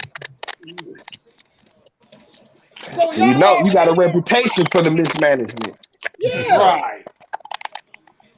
They made Tony Dungy, I'll never forget it. They made this nigga clean his office out at midnight at night and told him he has until less than 24 hours to get out. Yeah. Wow. It was the worst shit I ever seen in my life. Wow. And this is a guy who built your sorry ass franchise into what it was. And then John Gruden came and won. All these coon ass niggas, Sapp, Brooks, y'all some coons. I hope y'all see this video. Y'all coon ass niggas. Derek Brooks, I know you because you used to be in my motherfucking kitchen eating my mom food. So don't even talk like you don't know who we are. You know my sister. She went to the same school you did. You was a bitch ass, bald headed coon ass nigga for what y'all did to Tony Dungy. Keyshawn Johnson called y'all bitch asses out. It's funny to me how the defense is raw, but they don't even got the balls to defend their coach. And y'all did it. Y'all let the motherfucker get kicked out at midnight at night, nigga. That's what I'm saying. It's like, that's what I'm saying. Like, y'all, they handled the situation wrong. All y'all bitch asses had to do was just bring AB back to the office and sit him down. But no, y'all wanted to be dickheads, bring up this IG model who ain't nothing but a squirter, nigga. She gets fucked everywhere she go. Who cares about that bitch? Tom Brady probably had her. Giselle went around, allegedly. So who the fuck is this bitch? Like, who cares? You gonna bring this out right when you get rid of the nigga. Come on, dog. We not stupid. We see what the hell going on. Smear. Because Bruce Arians so dumb, he gave him he took a situation where AB was totally wrong, nigga, and gave him some leeway and shit by telling a fucking bold ass lie, dumb ass lie. To me, the Broncos like the be a thing right, but like I also said about AB, like you made the situation worse now because you drag a quarterback in this situation. When it had nothing to do with him at all. It's just it's just between the situation with you and the coach. Why would you bring your quarterback? Why would you bring the quarterback in there? Because AB dumb. And that's his MO. But like that's his MO. He got CTE. I've been saying this. Once the situation happens to him, he's gonna put somebody down with him. Because he got a mental problem, dog. AB died that day, nigga. Antonio Brown died when Berthnick sprayed his ass, and he came back as AB. Came back as AB. He ain't in the same sense, dog. I'm telling you, he got some form of mental issues. And nobody wants to help this motherfucker. Everybody just want to keep piling on to him. I'm like, why don't y'all just help the motherfucker? He really fucked up. But no, y'all not gonna help him because it doesn't fit your agenda. That bitch ass Bruce Arians, a part of the Aryan Nation, allegedly, motherfucker, your ass overreacted to a dumb thing. The man ankle was messed up. You should have just let him sit on the bench. And coach, this is how I know you're not even a good coach. I told people Bruce Arians ain't never been a great coach. He used to get in arguments with his players on the sideline. They was gonna fuck his ass up in Pittsburgh. Big Ben was gonna slap the shit out of his ass one time because he talking shit. Like I said to HD, I did not want him to be the joint Tampa Bay. I did not want him to join. I didn't want him to join Tampa Bay. I'm not saying like he caused the drama. I'm not saying cause drama. I'm just saying every drama goes, his name gonna be in it. His name gonna be in it. Antonio Brown is like Terrell Owens. They cannot stand out their way. Jalen Ramsey's the same way. They are implosive players. Jalen Ramsey is the reason the Jaguars are set back 5 or 6 years because he wanted to be a bitch. Because Tom Coughlin wanted their ass to grow some balls. But this new generation, they a bunch of pussies, not saying you as younger, Chris C, or the young people in here, scrub. But in general, they are some bitch and they're overprivileged, spoiled brats. They can't handle when somebody's trying to tell them about themselves. Then they want to go off on it. Then they want to blame everybody. T.O. blamed every fucking body, like for all of his shit. Maybe if you just shut the fuck up and actually just sit back, you'll be fine. The situation will unfold and you'll be able to handle that situation. You can't always go in a situation thinking, I do whatever the hell I want and all this shit. You not white, man. You a nigga. That's your problem. You think you got privileges like them. You don't. That's their problem. I get tired of motherfuckers like that, man. It's like, dog, you got an opportunity that a lot of us don't have. We got to go clock in 9 to 5 every day and deal with real bullshit. Y'all motherfuckers playing with a football, running a ball, catching a ball.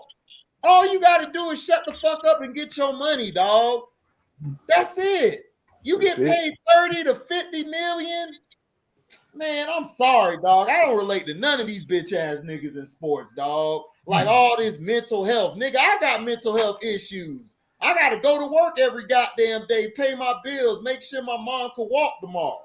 Nigga, all this shit. These motherfuckers got $30 million. All they got to do is just shut up, go catch the ball, nigga, and you could double your money by investing in different things. But no, you can't do that. We gotta talk about this dumbass dude who just imploded, and we gotta talk about this dumbass coach who imploded, like always. Niggas, think about when niggas used to still have to have like a 9 to 5 and shit, dog, and play fucking football and shit. You know what I'm saying? Like when they really didn't give a fuck about the rules and all of that shit, niggas out there getting fucked up, nigga, for a salary job and shit. You know what I'm saying? Right, and that's all I'm saying. I'm not saying, look, I don't want people who watch this to think that I don't think that racism or prejudice don't happen on that level or higher. It does. But I'm just saying, it's like, if this dude AB needs help, dog, I hope he gets help, because he's going down a path where it could be suicide or something crazy. Junior Seau was opposite of him. He didn't say shit, and he just ended his life. And they found out his head was infested with CTE. So that's all I'm saying. Go get looked at. This shit is not funny. I'm tired of talking. I was on my boys show Monday, on the Mark show, Cliff and Tree. Shout out to them. They on Facebook and all that. They gave me my first start. You know, everybody say I'm Cino. No, Cino did not give me my first start. I was able to be on his show. He welcomed me on this platform. But Cliff and Tracy actually let me host and run a show. They whole show. And they ain't have to do that. That's my brother and sister to the death. And my brother Cliff, New Orleans Saints fan, he from the NO, NOLA boy, and my sister Tracy from Houston. So they told the truth is, dog, I'm just tired of this shit. Like, my brother, are you tired of it? We're tired of it. The nigga need help. He need help. And all I see is a bunch of coon-ass media dudes on TV like Shannon Sharp talking about, man, this AB always do this. He always. Well, maybe if y'all try to go to him and see if y'all can help him, maybe something can happen. Because my boy Cliff said something like, you don't know, somebody might go over there and try to see him. This motherfucker might got a gun ready to blow his brains out. You don't know. That shit could happen. Now, mental health not gotten help very serious. Yet? AD hasn't gotten help like at all. Like, period. No, he hasn't. No, he hasn't. Because the only person that helped him was Brady. Right. Brady was trying to help him, but dog, he flipped out getting mad at Brady for no reason, dog. Bruce Arians is the one that you should be mad at. You went on a podcast. What you should have been doing is shutting the hell up and getting your case together. Go get your money, which you would have won. You still can win that shit. Just shut up. Stop going to the public. Like, you wouldn't do it. You doing the rap videos. You doing You in rap videos. You promoting Kodak Black. Look, man. Dog, listen, do you know being a rapper from a football player is a huge drop off in salary, nigga? Ricky Waters. Ricky Waters, yeah. I mean, dog, it's like, I don't know if these motherfuckers just wake up and they brain dead or the hits made them brain dead. I don't know what it is. But the only thing that I can see that they can do with AB is like they got pretty much have them get checked out by force. Well, they need to, LB, or it's going to be something sad's going to happen to that man. I don't want him to end up like a Junior Seau or other football players. Like, seriously, he's on that path. What do you say, Chris? They're no, you see on the same team, Vincent Jackson. Right. Yeah, Vincent Jackson. Vincent Look Jackson, what happened to him. Yeah. Yeah, that's what I'm saying. It's like, dog, we gotta, you know what I'm saying? We gotta take this shit serious, dog. Like, they need to force that nigga in a straitjacket and get him some help. If they got a straitjacket his ass, do it.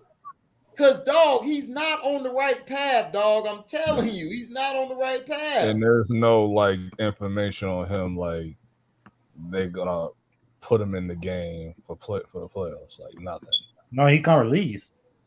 No, he got released, LB. He's gone. They released him. Yeah. Well, he has released a those case text then. messages. He definitely has a case then. He's gonna win that. So No, he got a case, but all I'm saying is just shut the fuck up. Just get your case together and go get your money. That's it. Stop talking, because all you're doing is sounding and making them look right. Has he been talking since like that? He came out and interviewed this Brady. Then after that, he did a music video. He did a music video. LB, you gotta. LB That's basically he went on the Full Send podcast, which is with Milk Boys, a popular YouTubers, you know, pranks. He dissed Brady. He dissed Brady and shouted out Big Ben. He's like, look, I got my best stats with Big Ben. So who do you think is better? Brady's my friend. And why am I on a incentivized deal? Why is Gronkowski guaranteed money? He was ready to choke Roethlisberger before he left and shit. Right. Yeah. Like, you want to say Big Ben? You got a ring with Big Ben didn't help you win the championship. But how many rings did you win with Big Ben? How many rings did you win with Tom Brady? None. Exactly. Like I said, Big Ben didn't help you win a ring. One with Brady, but none with Roethlisberger. Exactly. Like I said this, but if it wasn't for Brady saved your ass twice, you would have been out in the NFL. Right. True. Yeah, LB, and then he was saying he's the best player in the Tampa Bay Buccaneers, and he's getting paid like. When did he say all that? Today? Yeah, 2 days ago. Podcast. 2 days ago. What, they came out like Thursday or Friday or something? It came out 2 days ago. Yeah. But he in the podcast, and then after that, he did a music video. That his team dropped because it was good marketing. He said that he didn't drop it. It was his team. They control the rights, but yeah. Okay.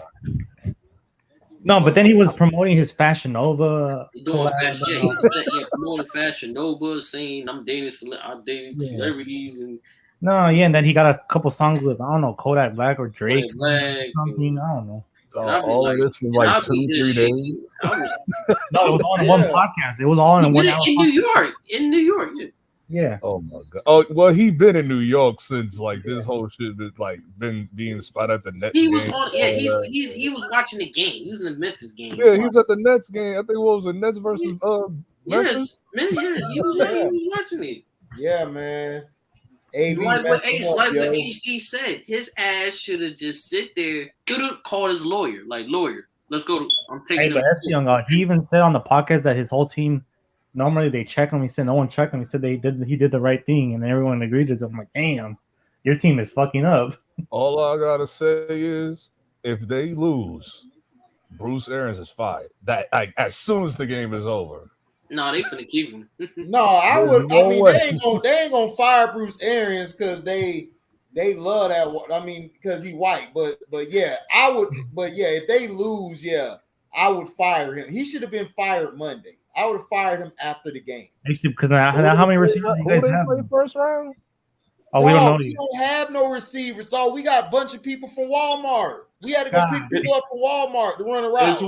It's what's left of Mike Evans and whoever might have been healthy. That's Scotty Miller and all of that. But Scotty's gonna take him a few games to get right because he ain't played for like the whole season. Who's the first game they played in the playoffs? We don't know yet. They don't know yet. Oh, they don't know yet. That's why we gotta wait till after like you said. Christian, get your ass in here then if you just woke up. Yeah, but like what AD said, he needs help. Like you see guys like Junior Seau, like we even know he had CTE. We always thought he was having until we find out. Like, oh, so he was having it when he was in the NFL. He doesn't need to get checked out. They need to do what they need to do and see what he's gonna play for if he ends up playing in the NFL again. That's what, Chris C? You can't test for CTE until he's dead. Oh, You got to okay. crack open. You got to actually look at the brain. But they asked him, like, do you think you have CT? He said, like, dog, I'm a football player. What do you think? X-rays can't pick it up Football enough. players have Or CTs. MRI? Nah, You I talking don't about think AB? MRI can. What are you talking about, AB? He's talking football players. Yeah, football players have CTE. What are you talking about? It's crazy. I'm concerned like he This is the silliest shit in sports right now. Not really. It is, man. This It shit is. crazy. It is for us because now we can't even focus on the playoff because this situation has gotten crazy. Nah, you can't even field the team. That's the shit. We can't even focus on the Panthers now because now they're gonna talk about this situation. That's what I'm saying. I'm like, look, man, it's like, dog, like this dude do it all the time. It's like, dog, just sit down somewhere. Like, that's it. Just be quiet. But he's not wrong in this situation, though. He's not wrong. But you got it. It's the time to speak and it's the time not to speak. That's all I'm saying. He's not wrong. He's right. Just shut up and get your case together and do your thing. That's all I'm saying. Nah, you see the same thing. Like, go to the bench and they say, "Why didn't you want to play?" And then you just review. No, he said he thought about mooning. Like put his pants down, show his ass to everybody.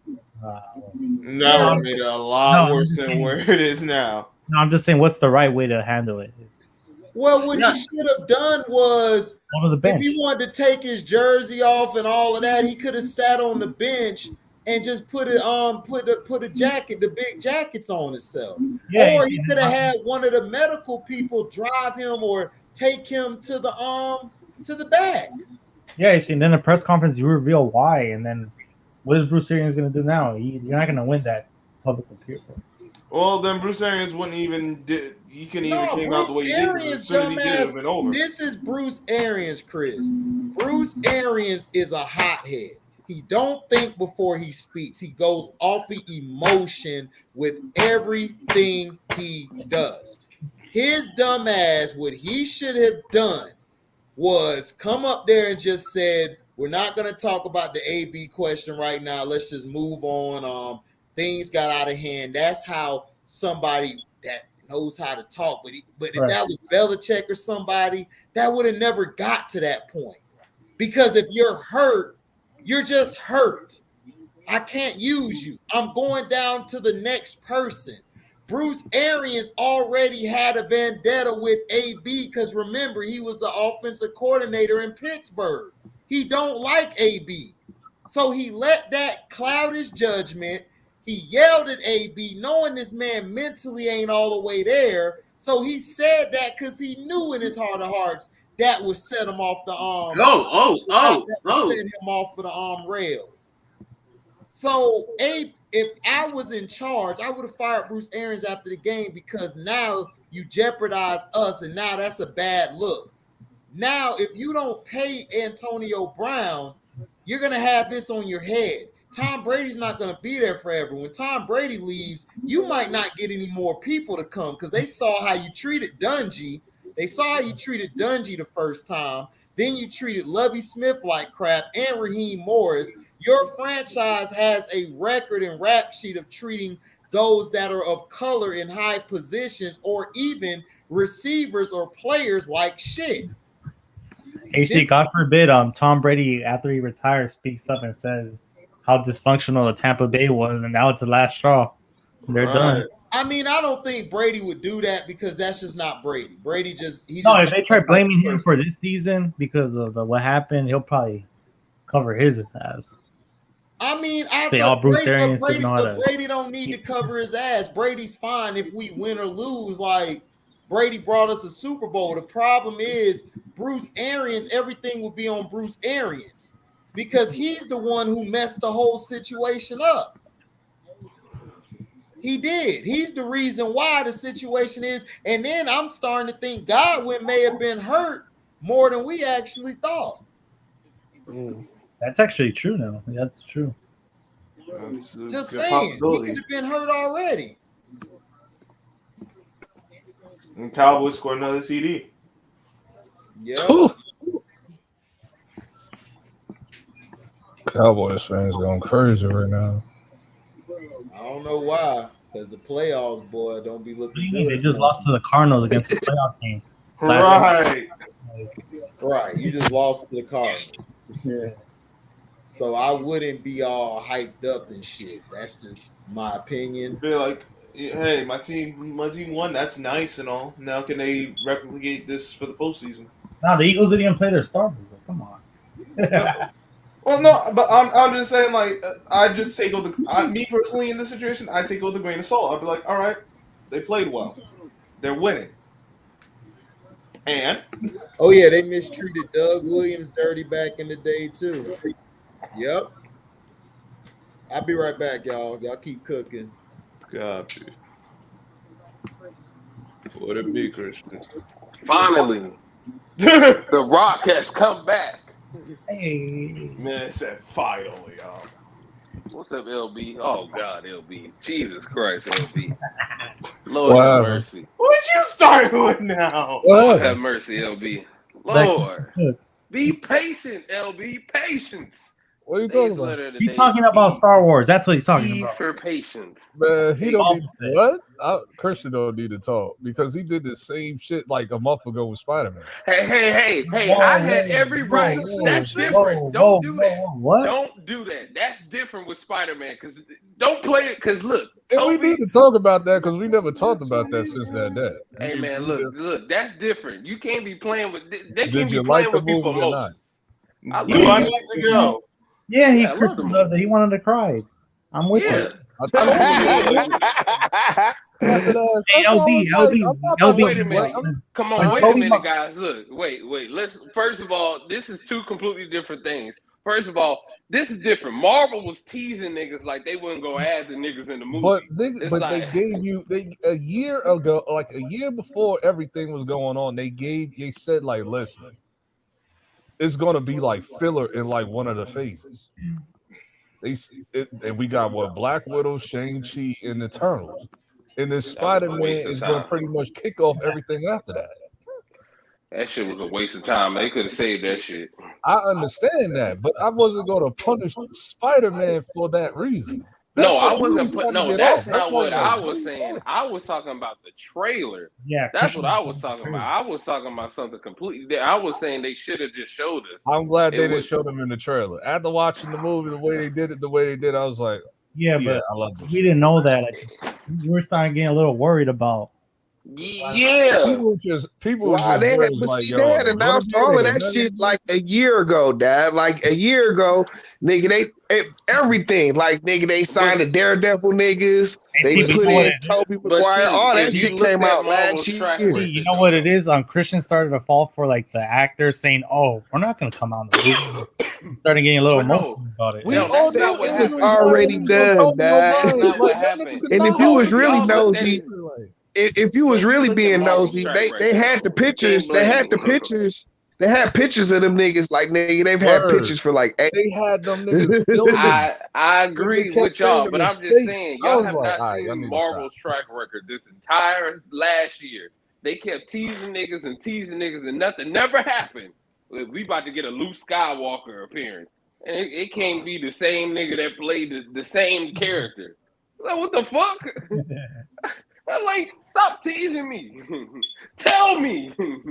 I have no issue with the teasing. The Kingpin reveal was cool, and Hawkeye, that shit was cool. I was like, okay. But that was the same. They announced that they had signed a Daredevil like a year ago and shit. You know what I'm saying? Well, we already knew he was cool, but this is like shit we expected to happen. See what you want to say about all of it.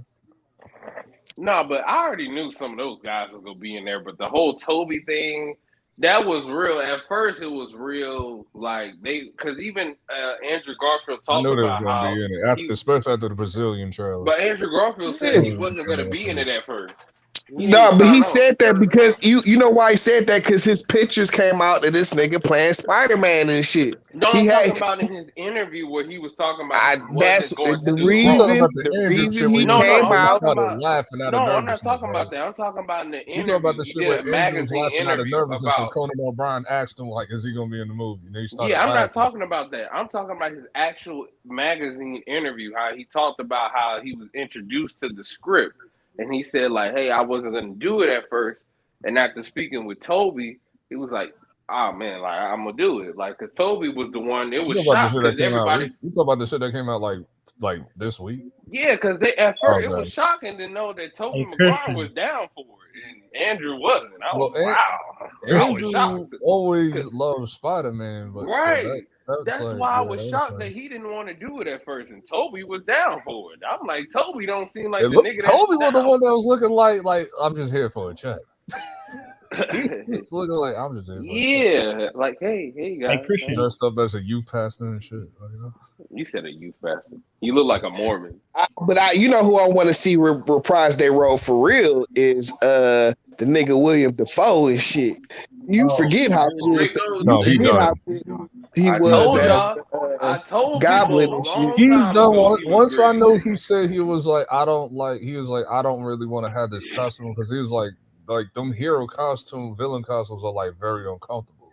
No, that's why I'll say the majority of the movie he was in CGI Goblin. But I really wish they had the James Franco character in the Spider-Man. What, the one from Amazing Spider-Man? He's talking about James Franco's character. He's talking about Goblin Jr. He was playing what's his face son and shit. He would have been in there had he not had that mixed up because I get both of those goblins. It could have been great. What you mean? Like, he would have been in there had no. I was thinking about the other guy, the one. If he was there on the No Way. Hobgoblin. He would have been there. He would have been perfect. You got to put him there. I mean, the only thing that had me go, was the way they pulled out Venom. That was the only thing that had me go down. Yeah, but I wouldn't mind. I wouldn't mind seeing William Dafoe get back into playing the Green Goblin and shit. Like I forgot how dope he was doing that shit. He did what he had to do, but I don't see that nigga said, "You can't change me. You can't change me, ho." Fuck you thought this was, and I killed him. He can come back if they decide to do Spider-Man. Okay. They can come back if they decide to do Spider-Man, Sam Raimi Spider-Man 4. So that's they're saying I've heard they're going to reboot the Garfield one. You know what I'm saying? They're going to bring it. It's just going to be 3. No, I'm just saying like. Right. Yeah, make the sequel. Yeah, right. Yeah, no, you know what I'm saying? Like, what the fuck? Honestly, I think the Spider-Man thing is just that it's running out. Like, we'll keep. He's in the same. Like when they revealed that he's in the same universe as with Tom Holland. There's a lot of directions you can go with Tom Holland. No, you can't. Andrew Garfield. Andrew Garfield is in the same universe. Morbius Venom and Andrew Garfield Spider-Man all the same universe. Where they could go with it. No, but I'm just saying, who is the villain that he can go against? There's several villains. You don't. Have you ever seen Spider-Man and his friends? Name them. Spider-Man TV show. No, have you ever seen the cartoon show that came out in the 80s? Spider-Man and name them. You asked my question. I said name them. Like what? No, I'm explaining to you. I'm explaining to you more in depth. Have you ever seen Spider-Man and His Amazing Friends? When he goes to college and he meets Stargirl and he meets Miss Frozone. I mean Freeze. Iceman. Same nigga. Iceman.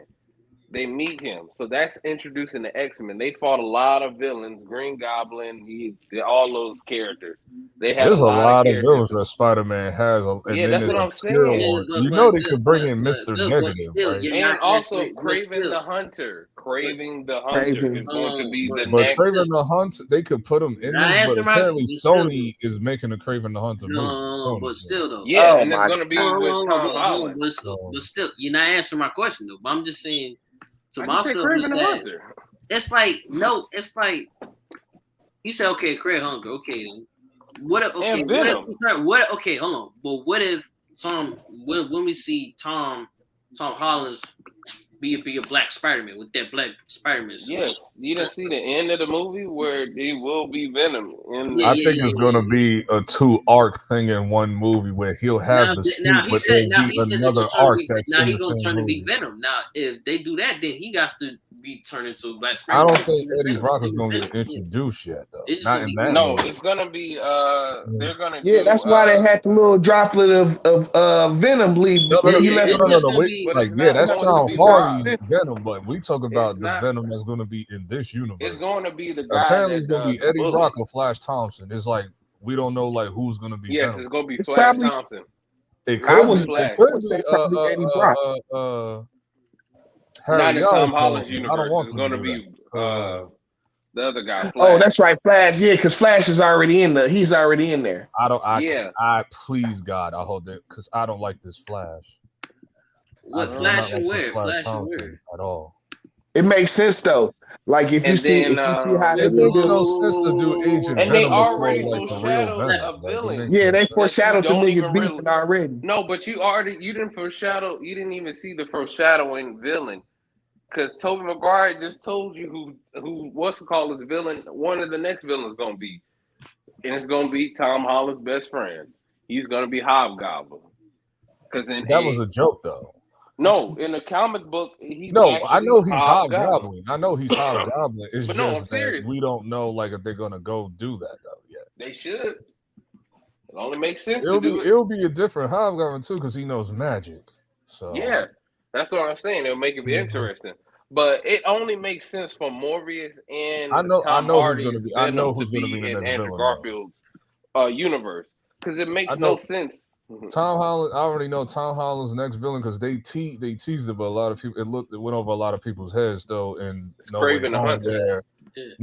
Where he said, remember on the screen, like what it was like where J. Jonah Jameson was like, "I'll promise you, we're gonna find out who he is," because like remember, everybody's memories erased. If people remember the Scorpion story, J. Jonah Jameson is the one who funds the project.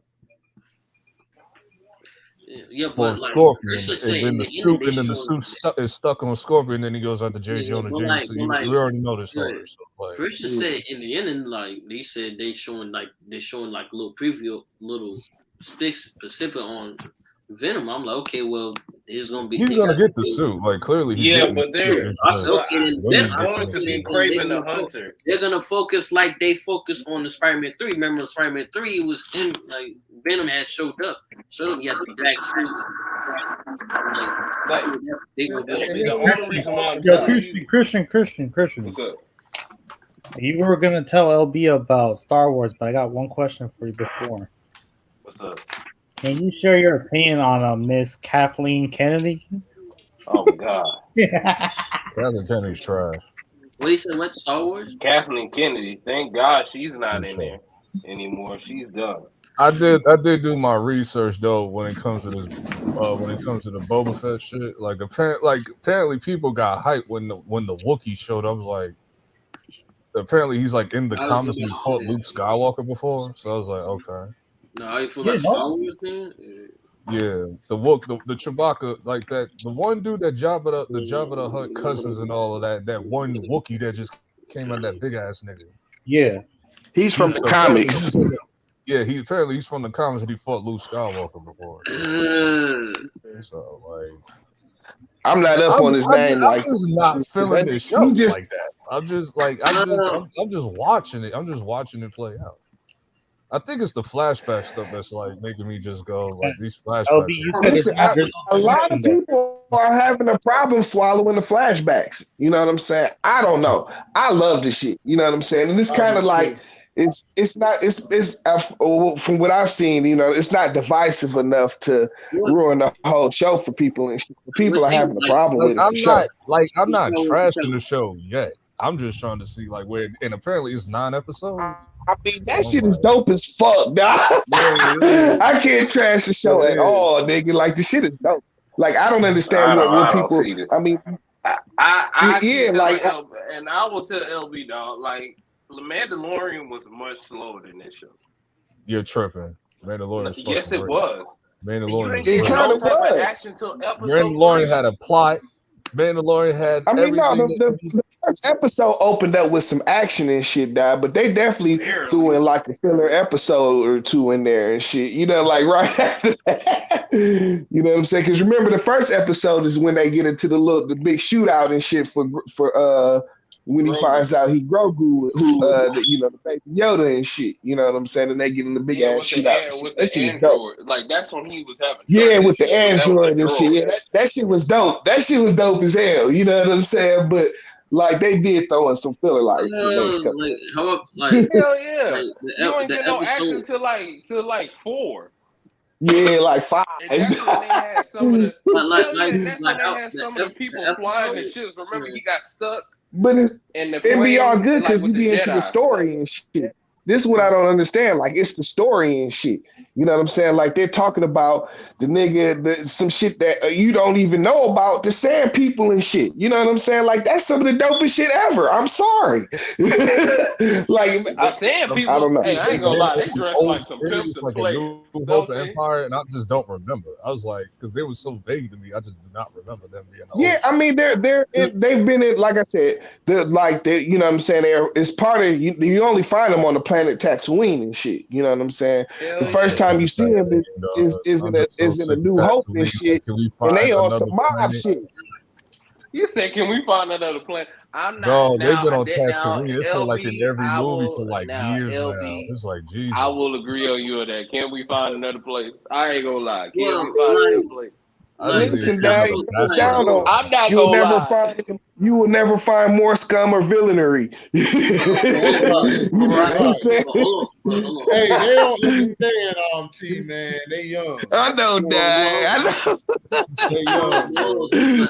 I don't mind it, but I was laughing at it. Like you talking about like episode 2, right? I liked that episode. That's the woodwork. I love how they use the actual traditional woodworking tools like the draw knife, the sandals, like the carving knife to make Bobo graffiti stick. Especially because early in the episode, the chef saying they say they don't have machines, but I'm glad they didn't try to Star Wars, tradition tools too much. And also, and I love the Toscan flashback scenes. Like they're all the only ones who shoot bullets, not lasers. Like that was cool on that. And they also I like how they use like very hardwood, using knots from the wood, the branch, fire hardened, use steel shaft, pelican part, etc. The properly settings, and the fire and the design of it, because the hardwood is effectively immune to damage from the steel weapons in the diameter, of course, in the galaxy with the lightsabers and the fire blades and such. Who knows? But the Tatooine is a backwater, so most people Toscan encounter are looking at blaster. So. Wow, that was a great analogy. I just want to give you a hand clap because that was great. What you said, that shit. Whoa, that motherfucking S Young broke that shit down like motherfucking complex, nigga. I was wow. Oh, shit. I didn't expect that. No, like for real though, the armor that's what it is about the. That's what it's a Star Wars scholar. I love Star Wars. Yeah. Listen, that's like what it is with the Mandalorian armor and shit. Like you can't get Mandalorian armor anywhere and shit. You know what I'm saying? Like that shit can resist all kind of shit. You know.